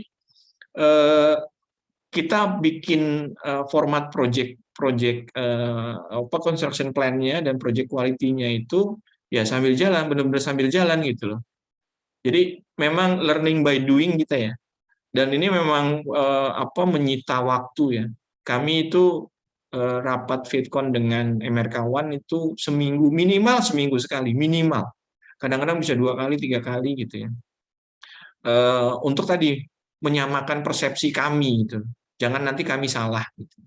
Nah, itu sambil jalan dan kadang-kadang nih mohon maaf juga kadang-kadang mereka juga kurang ajar gitu. Mereka selalu bilang ini harus pakai BS itu British Standard nih. Saya bilang oke, Anda taunya BS, kami taunya ASTO. Yang pakai biasa di sini ASTO gitu. Jadi tolong kami berikan informasi BS itu similarnya sama ASTO nomor berapa gitu. Oh, itu urusan Anda. Loh, jangan gitu. Kalau gini nggak bakal selesai proyek ini. Anda juga bagian dari proyek yang harus bantu.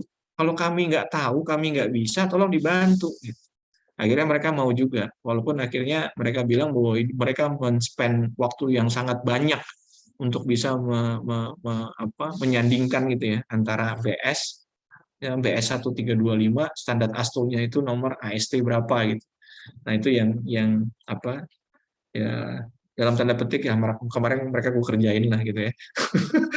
Karena kalau kita yang bikin belum tentu selesai, proyek selesai nyandingin itu nggak ada. Karena terus terang Pak, standar PU itu ngacunya ke ASTO semua gitu. Dan standar BS itu nggak bisa kita dapat dengan gratis, beli Pak. Satu BS itu Di marketplace itu bisa 10 sampai $15. Nah, yang kita pakai ratusan standarnya. Ya, duit juga gitu ya. Nah, akhirnya ya kita minta bantuan mereka dan alhamdulillah mereka mau gitu. Jadi gitu sambil jalan nih Pak Sigit Guntarto. Ribet nggak? Oh ribet Pak, ribet banget Pak. Yang tadinya udah jadi terus tahu-tahu berubah lagi karena pemahaman kita berbeda gitu ya, persepsi kami salah gitu ya. Akhirnya kita rubah lagi, ngulang lagi. Waduh, memang jungkir balik lah kita waktu itu.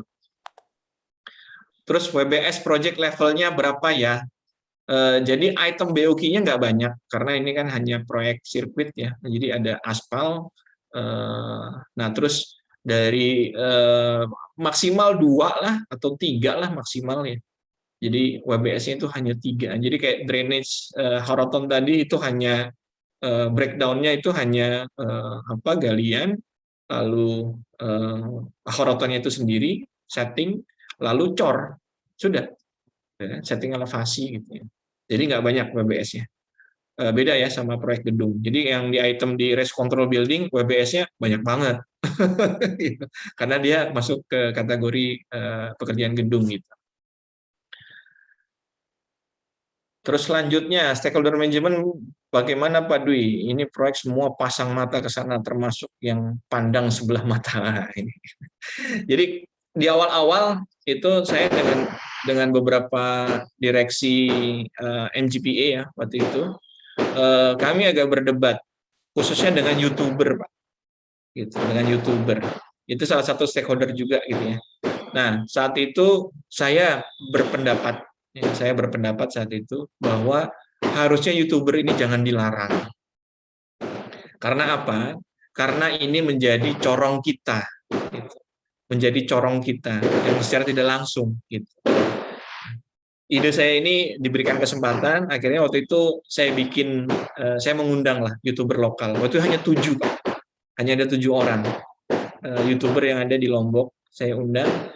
Saya bilang, kamu daripada teman-teman curi-curi, kita kasih seragam. Jadi kayak baju ada kayak gininya logonya ini, terus ini gitu ya. Terus kita kasih akses, tapi pada saat mau ngedrone, cari lokasi yang aman. Nah, terus kalau ada yang nggak tahu, tanya, kita kasih informasinya. Gitu. Nah, saya sampaikan juga ke teman-teman PP, kalau ada pelaksana, ada YouTuber nanya, ini apa sih? Ini saluran apa? Namanya apa? Gitu ya. Nah, itu kasih tahu aja, saya bilang. Nah, itu mereka senang sekali, Pak. Mereka senang sekali. Dan mungkin teman-teman bisa lihat ya, kalau pada saat kita progres pelaksanaan di lapangan, itu hampir tiap hari ada yang upload ya. Minimal 3, 4, 5 gitu. Bahkan yang tadi saya bilang, saya COVID ya. Saya mantau progres proyek bukan dari teman-teman proyek, Pak. Dari YouTuber, Pak. Dari YouTuber aja kita ngelihat upload jam sekian gitu ya. Wah, ini udah upload nih dia nih. Dan nggak bisa bohong gitu teman-teman di lapangan. Wah, ini udah di aspal ya. Aspal apa? Ini gue lihat nih baru di prime code, belum di aspal ini. Itu. Nah, itu salah satu managing stakeholder yang kami lakukan di sana. Jadi daripada menolak, daripada eksklusif, lebih baik kita libatkan atau embrace gitu ya. Dan alhamdulillah yang mandang sebelah mata akhirnya gitu ya. Pada saat sudah melihat sirkuit ini jadi, ya itu. Gitu. Jadi lebih baik kita jangan denial gitu ya, menyangkal dan selalu gembar-gembor akan selesai, tapi kita tunjukkan dengan bukti nyata ya di lapangan gitu. Ya jungkir balik kita jungkir balik gitu.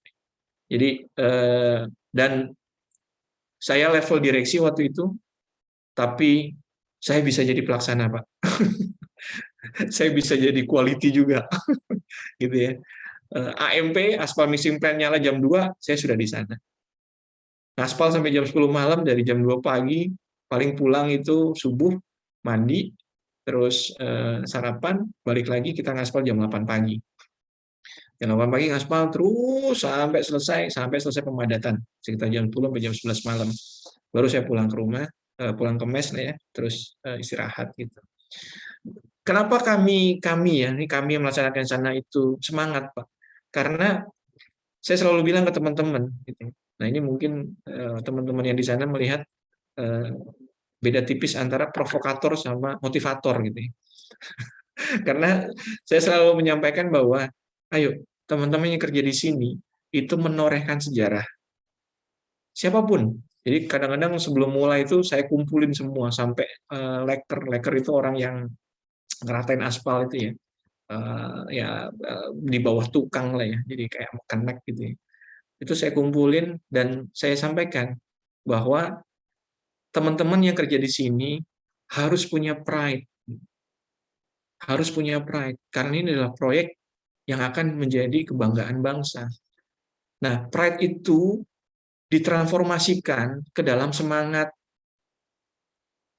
Jadi saya coba bakar merah putihnya mereka. Ditransformasikan dalam bentuk semangat, semangatnya itu diwujudkan dalam bentuk kerja yang baik. Nah, biasanya dengan kata-kata begitu, mata mereka udah mulai beda, Pak. Gitu ya. Nah, itu biasa yang saya lakukan sebelum kita melakukan pengaspalan, memberikan semangat kepada mereka, memberikan isi, ya, memberikan isi dari pekerjaan mereka. Jadi bukan isi, it's not just a work, gitu. Ini karya gitu ya. Ini karya anak bangsa, kita semua bangsa Indonesia. Dan bulenya cuma 2, Pak. Cuma 2. Itu pun yang mengoperasikan MMGPS itu, karena kita memang belum bisa. Gitu. Jadi 1 dari Australia, 1 dari Singapura. Bulenya cuma 2. Ada 1 lagi orang Malaysia dan 1 lagi orang India. Gitu. Cuma 4 aja tuh foreignernya. Yang lainnya lokal semua. Lokal semua. Dari project manajernya, tim PP semua lokal semua. MGPA juga lokal semua. Gitu ya. Jadi itulah. Dan saya selalu mencoba tadi membakar semangat merah putihnya teman-teman yang ada di lapangan. Juga stakeholder yang lain, Pak. Jadi kayak misalkan dari pemerintah gitu ya. Alhamdulillah nggak ada yang macam-macam, Pak. Nggak ada macam-macam tuh. Proyek 900 miliar, nggak ada yang minta macam-macam. Karena mereka juga tahu bahwa ini akan menjadi ikonnya masyarakat di sana gitu. Kalau pembebasan lahan, oh iya pasti, karena banyak juga yang pengen dapat keuntungan dari situ gitu ya. Oke, mungkin itu. Terus mohon pencerahannya dengan supply chain management dengan area yang jauh dari Pak. Aduh, kalau inget ini ampun deh. Jadi gini, Horoton dan Geobruk itu bukan barang ready stock, harus diproduksi dulu. Jadi pada saat kita ingin melakukan proyek ini, mau nggak mau kita harus order dulu. Nah, order ini kan ada ininya ya, ada urutannya ya, ada PO-nya, yang bikin PO harus kontraktor gitu kan. Nah, ini yang kemarin kita minta bantuan dari Dorna. Tolong yakinkan para produsen ini untuk bisa memproduksinya, pasti kami beli gitu. Jadi kita mulai proyek itu di bulan Juli, barang-barang tersebut sudah diproduksi di bulan Februari. Dan inilah saya juga terus terang sangat bersyukur lah ya dengan kemudahan-kemudahan yang diberikan sama Tuhan Yang Maha Kuasa ya. Kok mau mereka gitu loh, belum ada PO tapi sudah produksi gitu. Jadi alhamdulillah di bulan Juli kita start dengan PP, di bulan Desember harus masang, itu sudah sampai di Lombok barangnya. Padahal lead time 8 bulan. Kalau kita baru pesan Juli, 8 bulan baru jadi Februari kan. Nah, lewat sudah tuh nanti jadwalnya. Jadi salah satunya itu, Pak, bahwa kita lihat lead time yang paling panjang apa gitu ya. Terus kita coba cari cara bagaimana berusaha bahwa lead time ini bisa dipenuhi tapi juga tidak menggeser waktu pekerjaan. Terus bawa dari Jawa segala macam, ini batunya dari Lombok, batunya dari Palu malah. Batu aspal kita ini kita bawa dari Palu. Nah, memang itu harus jadwalnya harus kita atur dengan baik gitu ya. Harus kita atur dengan baik, harus kita lihat dan ada backup plan gitu. Ada backup plan-nya.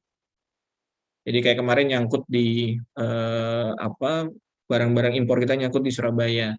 Ya, itu udah kebakaran lah, maksudnya pemadam kebakaran gitu waktu itu. Backup plan-nya nggak ada waktu itu, karena harapannya memang sampai dengan baik gitu ya. Tapi ternyata nyangkut di bea cukai karena termasuk larangan terbatas, karena ada bajanya, semuanya itu kan pakai baja ya. Padahal baja dilarang masuk Indonesia karena harus diproduksi sendiri.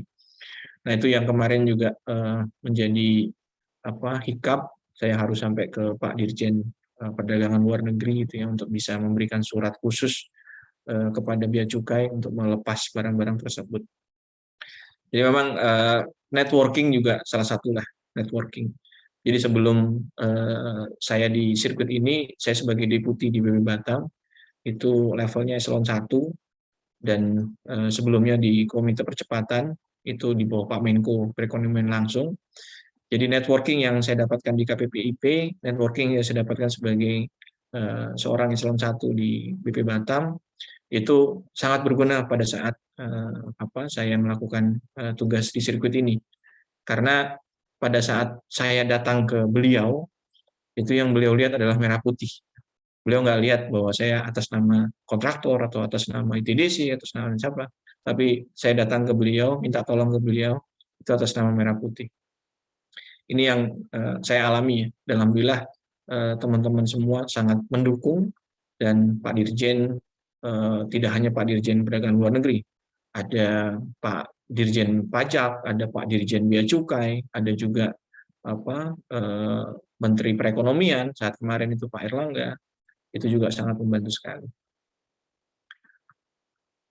Terus selanjutnya tadi chain management udah. Apakah standar FIM di Mandalika ini kedepannya juga memungkinkan untuk digunakan oleh FIA? Oke, jadi pertama, kalau sirkuit dipakai balap motor, pasti bisa dipakai balap mobil. Pertama. Yang kedua, sirkuit balap mobil belum tentu bisa dipakai untuk sirkuit balap motor. Tuh. Contohnya mana? Singapura. Nggak ada MotoGP di Singapura. Karena apa? Itu hanya untuk F1. Kenapa hanya untuk F1? Karena pada saat terjadi kejadian yang tidak diinginkan, mobil itu nabrak barrier. Tapi mobilnya nabrak ya. Tapi kalau motor, bayangin, motornya nabrak barrier, orangnya juga nabrak barrier gitu. Gitu. Jadi itu yang pertama. Jadi apakah sirkuit Mandalika bisa dipakai untuk sirkuit F1? Secara prinsip bisa. Saya sudah sampaikan juga itu waktu itu di kantor berita Antara. Waktu itu kami bertiga direksi MGPA diundang ke sana untuk conference pers ya. Saya sampaikan bisa. Cuma harus ada yang dimodifikasi. Karena apa? Karena gravel bed-nya yang tadi saya bilang ada gravel bed. Itu ada di tikungan 1 itu lebarnya 60 meter, panjangnya, sorry. Terus yang di tikungan 10 itu 110 meter. Jadi kalau mau dipakai F1, gravel bed ini harus dikurangi panjangnya. Karena apa? Kalau ada mobil yang bablas gitu ya, F1 ini bablas gitu, berhenti di 50 meter jarak gravel, ngeluarin mobilnya gimana coba? Harus pakai crane itu. Nah ini yang harus dimodifikasi. Jadi sirkuitnya sendiri bisa, tapi kelengkapan sirkuitnya harus dimodif lah untuk bisa mengadop kebutuhannya F1. Standarnya sama nggak? Standar MotoGP saya bisa yakinkan, saya sudah baca FIA dan saya juga sudah baca FIM. Standar motor lebih tinggi. Jadi mungkin kalau teman-teman lihat F1 itu kadang-kadang ada kilatan api itu ya pada saat dia lewat gitu ya. Nah itu berarti kan aspalnya bumpy, nggak rata gitu lah. Jadi kena sasisnya dia gitu kan. Nah sekarang kalau treknya itu sudah ketebalan 2 mili, 2 mili loh. Jadi sasis dari ban sampai sasisnya F1 itu pasti nggak 2 mili lah. Jadi kalau kemarin sirkuit Mandalika itu sudah kami teman-teman buat ya, kita buat itu dengan irregularity-nya itu 2 mili. Mudah-mudahan kalau ada mobil yang balapan di sini nggak akan keluar sparkling cipratan kilatan api itu gitu. Karena alhamdulillah ini rata, benar-benar rata. Ada beberapa lokasi yang 3 mili. Ada beberapa lokasi. Saya nggak mau klaim bahwa itu di bawah 2 mili semua. Ada beberapa yang 3 mili. Tapi posisinya tidak di racing line. Maksudnya racing line tuh, kalau tadi kita lihat video animasinya ya, kalau ada belokan ke kanan, dia ngambilnya pasti kiri. Gitu. Kiri, banting ke kanan. Artinya, pada saat di track lurus itu, sebelah kanan ini bukan racing line, tapi racing line ini sebelah kiri. Nah, itu ada beberapa lokasi yang memang lebih dari 2 mili, 3, ada yang 4 juga, gitu ya. Tapi tidak ada yang lebih dari 4. Yang 5 gitu nggak ada. Gitu ya. Terus, jadi kalau mau dipakai F1, insya Allah bisa. Bagaimana manage risk dan change selama proyek ini, apakah contingency reserve-nya membengkak? Jadi gini Pak, pada saat proyek ini kita laksanakan, ini kan di KEK ya, di kawasan ekonomi khusus yang mendapatkan insentif fiskal. Salah satu insentif fiskalnya itu adalah PPN tidak dipungut. Jadi pada saat kita bilang bahwa proyek ini 900 miliar, waktu itu peraturan Menteri Keuangannya belum keluar. Peraturan pemerintah penetapan KEK-nya sudah ada. Tapi peraturan Menteri Keuangan yang menjelaskan bagaimana cara mendapatkan insentif fiskal itu belum keluar. Jadi waktu itu kontraknya masih pakai PPN 10%. Kalau sekarang udah 11%. Masih pakai PPN 10%. Nah, saya bilang ke teman-teman ITDC, nggak usah ditambahin dulu deh. Dari 900 jadi plus 10 miliar, terus jadi 990 gitu. Karena nanti kan perbankannya yang akan dipegang itu pendanaannya. Nah, saya bilang jangan dulu deh. Saya akan maksimalkan, usahakan, kami akan usahakan waktu itu agar PMK-nya juga bisa keluar. Jadi di samping juga ngurusin proyek, saya juga ngurusin fasilitas fiskalnya supaya bisa keluar. Alhamdulillah keluar gitu ya. Nah, jadi buffer contingency reserve-nya itu alhamdulillah kita gunakan dari PPN tidak dipungut tadi. Jadi 10%, sekitar 80 miliar lah. Nah, itu yang kita gunakan untuk bisa ya luar biasa lah, contingency reserve sampai 80 miliar kan juga luar biasa ya. Nah, ini yang kemarin juga ngeri-ngeri sedap lah.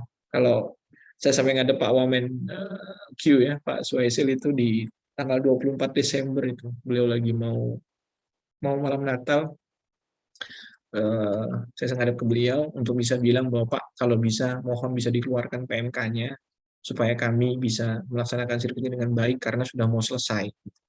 Jadi waktu itu kan proyek selesai di bulan September ya. Kita harapkan itu waktu itu keluar di bulan Desember ya 2020 supaya di Januari itu udah bisa mendapatkan pembayaran lah kontraktor. Alhamdulillah Pak Suhasil sepakat.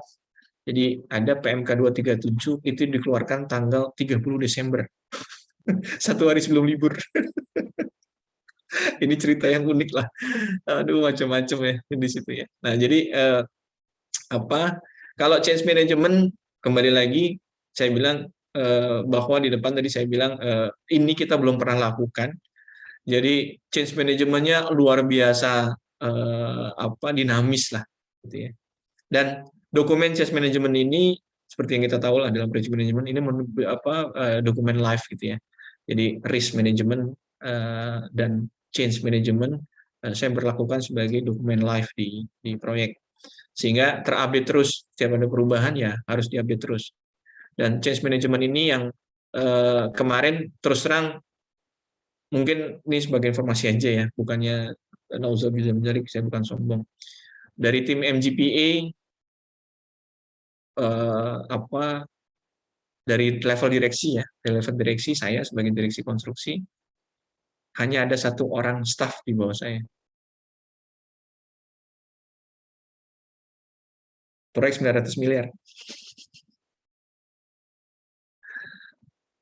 Kenapa saya buat begitu? Sengaja saya buat begitu karena tadi untuk menghilangkan birokrasi. Kalau saya punya tim banyak, kadang-kadang tim banyak itu bukan membantu, malah ngeribetin gitu. Tapi resikonya apa? Resikonya saya harus total football, all around. Pada saat saya bicara engineering, saya harus paham engineering circuit. Pada saat saya bicara quality, saya harus paham quality material. Pada saat bicara alat aspal, saya harus paham kondisi aspal, kondisi alatnya, baik dari itu AMP, finisher, tandem roller, PTR, ya, pneumatic tar roller, terus paham. Resikonya apa ya? Banyak baca, Pak. Banyak belajar, tanya Mbah Google gitu. Tapi dengan begitu, change manajemennya jadi simple. Bahwa keputusan ada di saya dan bisa dilaksanakan oleh teman-teman, dievaluasi oleh teman-teman manajemen konstruksi untuk bisa dieksekusi. Gitu. Itu salah satu yang mungkin, ini jangan dicontoh, Pak, jangan dicontoh. Saya tidak menyarankan ini untuk dicontoh, jangan. Nggak bagus ini. Tapi itu harus saya lakukan waktu itu, karena melihat bahwa proyek besar itu tidak harus dengan tim yang besar ya, tapi tim yang efisien lah. Nah, saat itu saya melihat bahwa tim yang efisien adalah hanya saya dan satu staf di bawah saya yang bisa berperan total football gitu. Di bawah saya juga namanya Muhammad Lutfi awal Lutfi Dika. Beliau itu lulusan S2 ITS, masih muda, umur 28 tahun waktu gabung dengan saya. Dan benar-benar saya bilang bahwa saya sampai ke rumah beliau, pamit sama orang tua beliau, bahwa saya bilang, Bapak, Ibu, izin anaknya mau saya gembleng. Anaknya mau saya taruh di kawah Chandra di muka. Jadi luar biasa, sampai ya kadang-kadang tidak pulang, nginep di mes kami gitu ya, bareng-bareng. Kita rapat sampai jam 3 malam, sampai jam 3 pagi, jam 4 pagi gitu. Gitu Pak. Jadi change manajemennya sengaja saya ini kan. Terus contingency reserve-nya alhamdulillah tidak membengkak. Signing berita acara serah terima kedua ya, BAST 2 ataupun PHO 2 itu nilai akhirnya adalah 899 miliar. Dari plafon 900 miliar. Alhamdulillah banget.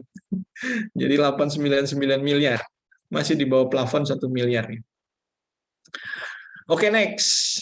Pak Dwi, mantap nih. Udah implementasi BIM. Sampai BIM level berapa, Pak? Kalau boleh tahu nih implementasinya. Waduh, ini gue bicara BIM mungkin harus dengan teman-teman PP ya. Karena kalau untuk BIM saya taunya nyuruh aja, Pak. Mohon maaf nih. Tapi yang pasti level BIM-nya karena ini tidak bangunan kompleks ya. Bangunan kompleks, jadi mungkin masih level 1 dan level 2 lah ya. Belum sampai ke level yang lebih tinggi gitu ya. Karena masih 2D aja, belum 3D juga BIM-nya. Terus juga konstruksinya tidak kompleks, beda sama konstruksi gedung, konstruksi jembatan gitu ya. Jadi hanya konstruksi aspal saja.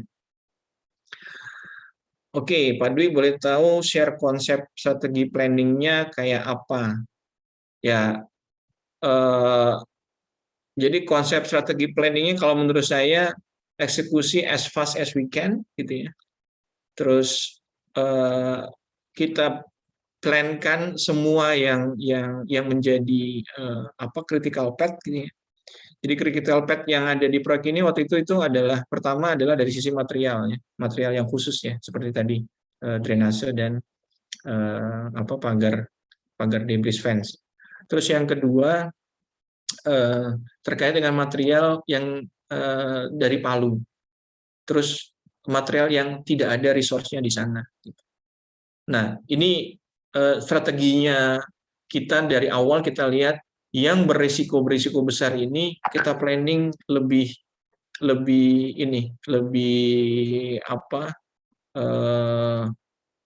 dulu gitu ya. Kita bahas lebih dulu, kita tuntaskan lebih dulu, kita coba simulasikan lebih dulu gitu, dengan teman-teman kontraktor dan MK, dan kita coba eksekusi pelan-pelan.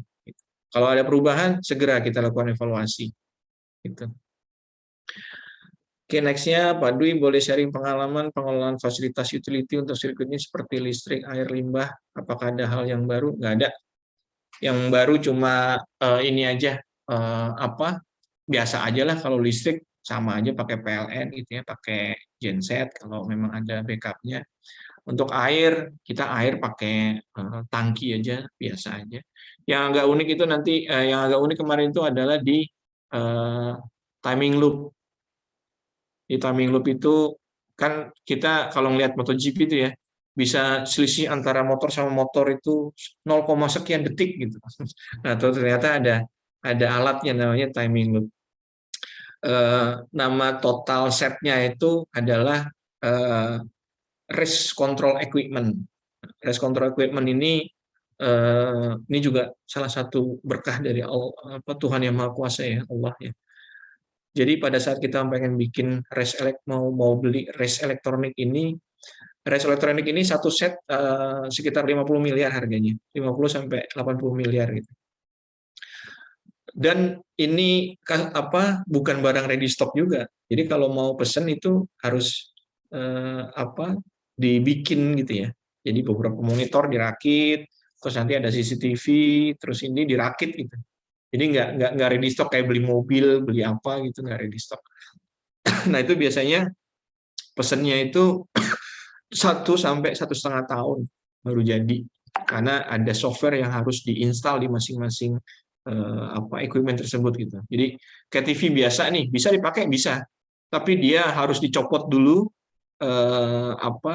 processing unitnya untuk diinstal sistemnya si timing loop ke dalam TV-nya tersebut gitu. Sama CCTV-nya juga begitu. Nah ini yang butuh waktu lama.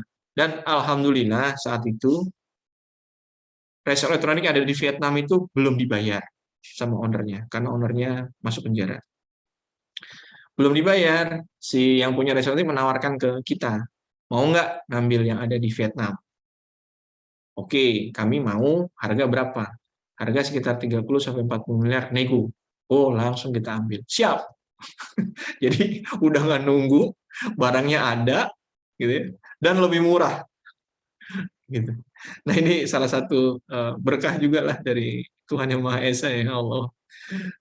Allah Ta'ala kepada kita semua sebagai bangsa, sehingga kita pakai tuh race elektronik yang ada di Vietnam dengan harga yang hampir diskon 40% gitu.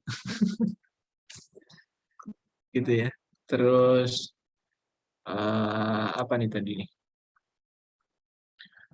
Bagaimana manage organisasi kerja Pak Dwi? Tadi gue cuma berdua. Jadi gampang. Manage organisasi gampang. Cuma ya tadi Pak, harus total football ya. Harus total football gitu. Ya jangan ditiru lah, ini jangan ditiru nih. Berapa lama saya organisasi proyek tim dan mengkondisikan hingga kompak dan sevisi. Nah ini pengalaman juga nih. Jadi pada saat timnya kontraktor datang lengkap, saya kumpulkan.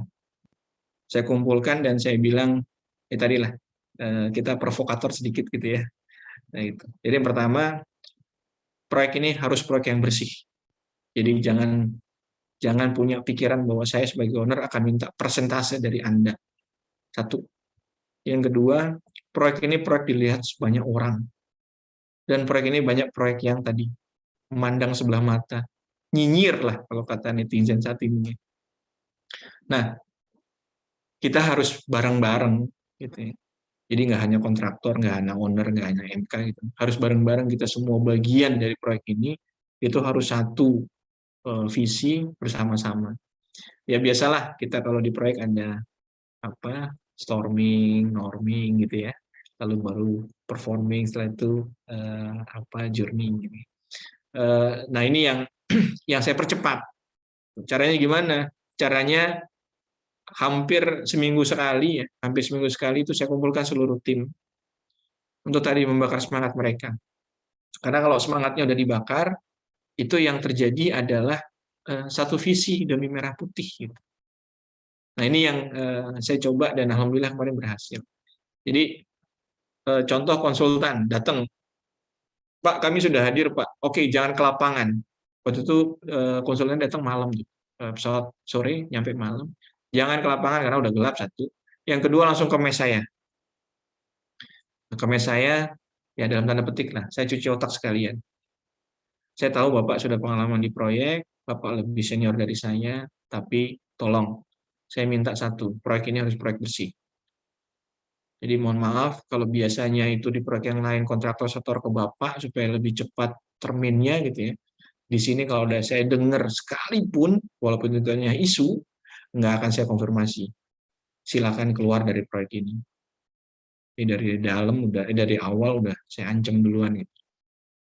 Jadi alhamdulillah nggak ada yang berani macam-macam lah, gitu ya, sampai akhir proyek. Walaupun ada yang ganti ya itu biasalah pergantian di proyek, kebutuhan perusahaan dari mereka ya, itu biasa. Tapi tidak ada yang ada kasus, nggak ada. Yang saya usir nggak ada lah, intinya gitu. Nah itu jadi menyamakan visi dengan alasan yang common itu harus kita cari. Nah kalau dengan proyek ini agak mudah saya cari commonnya itu ya tadi merah putih tadi. Gitu. Kalau proyek-proyek yang lain, nah kita harus cari itu. Kalau kayak di sini nih proyek kayak kesehatan, mungkin kalau saya bilang merah putih ke teman-teman nggak laku gitu ya. Tapi pada saat saya bilang KK kesehatan ini adalah KK pertama di Indonesia, yang pertama. Yang kedua, bagaimana Anda, teman-teman ini bisa mendapatkan pahala pada saat ada orang-orang yang nanti 5-10 tahun ke depan tertolong akibat adanya KK kesehatan ini.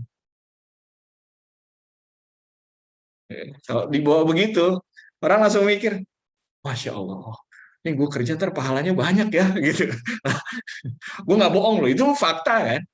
Nah, tapi bagaimana kita bisa mencari, ya? Bagaimana kita bisa mencari common sense yang mudah dipahami oleh teman-teman ataupun stakeholder yang ada di proyek, untuk bisa kita jadikan semangat, ya, untuk bisa kita jadikan semangat dan bisa jadi spirit yang bisa berkelanjutan. Bukan hanya one hit gitu. Itu.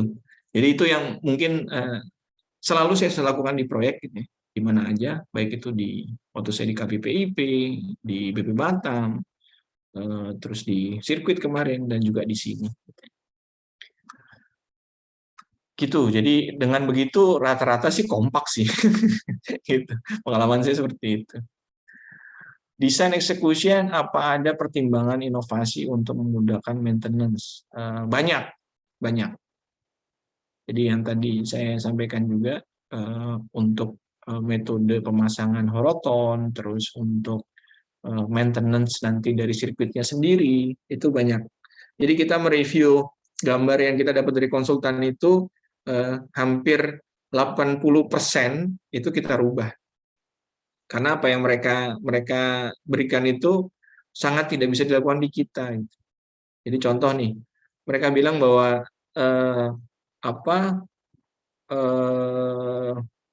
apa namanya itu,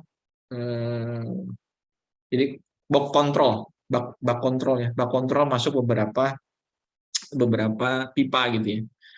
Bilang mereka biasanya di sana bak kontrol itu produksi beton apa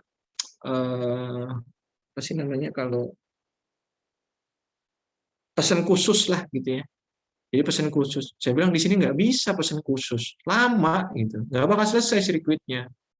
Jadi saya paham lah kenapa sirkuit itu nggak bisa selesai setahun, karena memang standarnya tinggi dan kadang-kadang mereka nggak mau berinovasi gitu. Saya bilang udahlah, bak kontrol ini biarin aja, pipa nanti masuk, udah saya masukin pipanya, nanti kita cor aja. Loh, nggak bisa kayak gitu, Anda harus pesen supaya nggak bocor. Terus kalau bocor kenapa? Saya bilang. Loh, nanti akan airnya kemana-mana. Loh, ini bawahnya pasir, airnya pasti turun ke pasir, saya bilang. Ngapain saya harus bikin bak kontrol yang kedap air? Nggak masuk akal gitu. Biarin aja bocor. Bocor kan juga bocor sedikit-sedikit gitu kan ya. Bukan terus kalir bocor gede gitu, enggak. Bocor sedikit-sedikit. Bawahnya pasir gitu. Bawahnya pasir ya, air kan kalau pasir nyerap udah hilang gitu. Nah, ini yang kadang-kadang kita harus challenge juga gitu, jangan nurut aja gitu. Jadi ada beberapa banyak lah. Jadi bak kontrol yang kita buat sekalian gede gitu. Satu untuk orang bisa turun bersihkan gitu ya. Karena bak kontrol ini pasti nanti ada sedimen trap kan. Nah, di sedimen trap itu pasti penuh lah dalam periode sekian bulan, itu pasti penuh dan harus dibersihkan. Terus yang kedua, kita catat dan kita taruh di pinggir jalan service road koordinat bak kontrol, karena bak kontrolnya kan ketutup sama gravel ya. Nah, kalau ada koordinat bak kontrol, ya dia pakai Google Earth aja bisa gampang.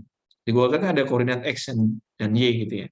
Nah, jadi X dan Y dari bak kontrol tersebut kita tuliskan pakai plat gitu. Plat itu ditempel di service road gitu. Itu memudahkan maintenance juga gitu ya. Banyak, ada beberapa lah.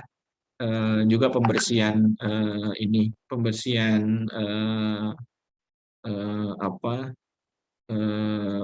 pagar juga ada metode khusus sendiri yang kita coba ciptakan di sana untuk bisa lebih efisien. Jadi nggak harus pakai alat yang canggih-canggih gitu ya. Kita pakai mobil pickup aja, terus dikasih bambu, dikasih kayak potongan karung goni, itu dijalanin di pagernya, itu udah bersih. Nah, itu kita banyak inilah inovasi-inovasi yang di luar pikiran dari orang-orang bule lah gitu. Terus selanjutnya Mas Bro Dwi, cerita dong project agility-nya di sisi mana aja. Saya dengar penjelasannya waterfall banget ya. Iya, tadi gue udah ngobrol di depan sama Om David dan Om Reza ini. ACP apa ya? Oh, ACP itu agile Pak Dwi, Pak. Agile apa tadi singkatannya, Mas Reza? Lupa gue. Agile Certificate Practitioner. Oh, Agile Certified profesionalis gitu ya. Gue bilang kalau untuk Agile kayaknya di konstruksi agak nggak nyambung gue gitu ya. Karena biasanya konstruksi ini waterfall ya. Tapi tadi Om David bilang biasanya di perencanaan. Ya, kalau di perencanaan oke. Tapi kalau udah di konstruksi mau Agile udah ngaspal 3 kilo, tracknya 4,3 kilo, terus lo mau rubah lagi gitu. Mencret kita nggak selesai mereka. Gitu. Jadi yang Agile itu ininya Pak, metodenya biasanya. Jadi pada saat kita ingin melaksanakan eksekusi, kan kita trial. Nah, kayak tadi saya bilang, trial pertama gagal, trial kedua agak berhasil, trial ketiga alhamdulillah berhasil. Nah, Agile-nya di situ, Pak. Nah, pada saat memutuskan untuk bisa merubah supaya mendapatkan hasil yang bagus, ya tadi, challenge-nya mengambil keputusan dengan cepat, gitu ya. Dan harus berani menanggung resiko kalau salah. Itu aja sih. Jadi jangan takut mengambil keputusan, karena keputusan pada saat dibuat, kita belum tahu itu benar atau salah. Setelah keputusan itu dieksekusi, kita baru tahu kalau itu salah atau benar. Gitu. Jadi pelajaran yang sangat berharga buat saya, pada saat di sirkuit, saya tidak pernah mengambil keputusan lebih dari 1 hari. Karena saya tahu keputusan saya ditunggu, karena saya tahu kalau saya menunda keputusan, maka nggak ada yang jalan di proyek. Jadi lebih baik saya ambil keputusan tapi salah. Kalau segera salah, tahu berhenti kita sudah. Langsung kita coba lagi yang lain. Nah, mungkin Agile-nya di situ, Pak.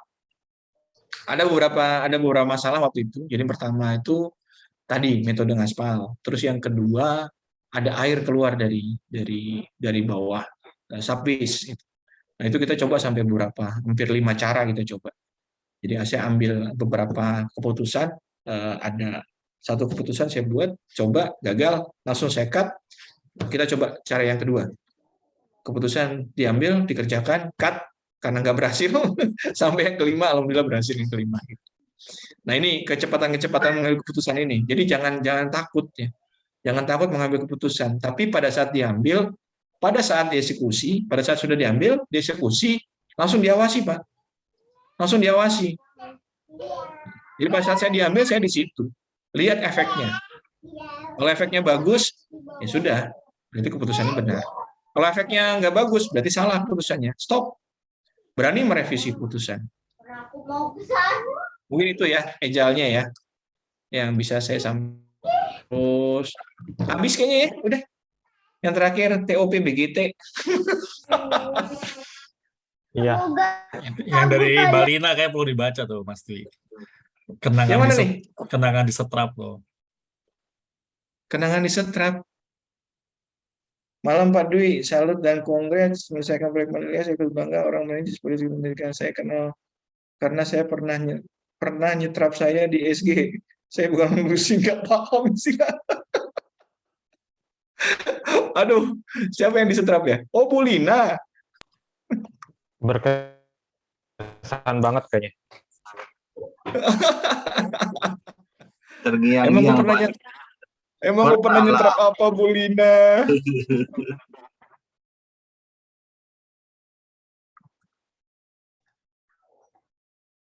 Oke, mungkin udah habis ya pertanyaannya. Iya.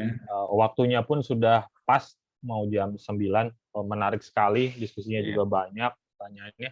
Mungkin Lebih, sebelum lebih seru daripada nonton Thor sama-sama 2 jam. sama-sama 2 jam. Wah, ada yang nggak ini kayaknya. Nggak cocok. izin gue off dulu ya. Off kamera ya. Mau ngasep, sorry. Mau foto dulu Pak, bentar Pak. Oh, foto dulu. Oke. Izin dulu mungkin teman-teman yang partisipan dan yang hadir bisa on kamera dulu untuk dokumentasi dari PMI. Kita foto bareng dulu mungkin ya, Mas David. Iya, kita tunggu beberapa saat lagi pada nyala-nyalain kamera nih.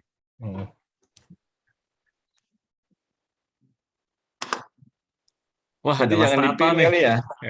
Udah lama nggak lihat Mas Tata.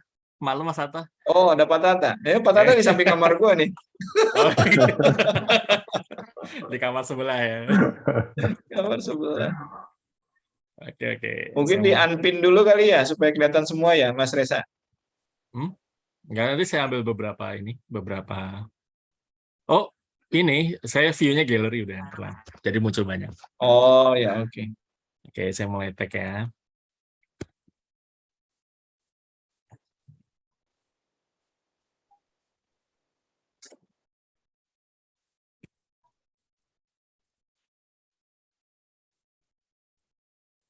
Wih, 83 orang yang ikut, banyak amat. Biasanya berapa, Om Reza?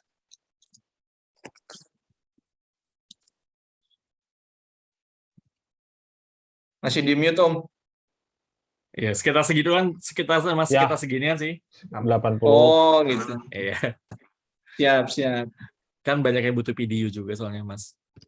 Gitu. Video hunter. Pengincar video. Sudah, thank you. Mulutnya dapat berapa sih? Dapat berapa video nih kalau ikut ini? 2. Oh, 2. Oke. Iya. Oke, terima kasih teman-teman. Kalau yang mau off kamera lagi silakan. Terus kita masih ada beberapa waktu, mungkin Pak Duyanto off kamera mungkin ngasep dulu. Tapi kalau ada yang mau menyampaikan sesuatu mungkin dari partisipan ke Pak Dwi, silakan sih sebelum kita tutup. Ada bapak-bapak mau yang silakan mau open mic juga boleh. Saya stop dulu recordingnya biar nggak ragu-ragu.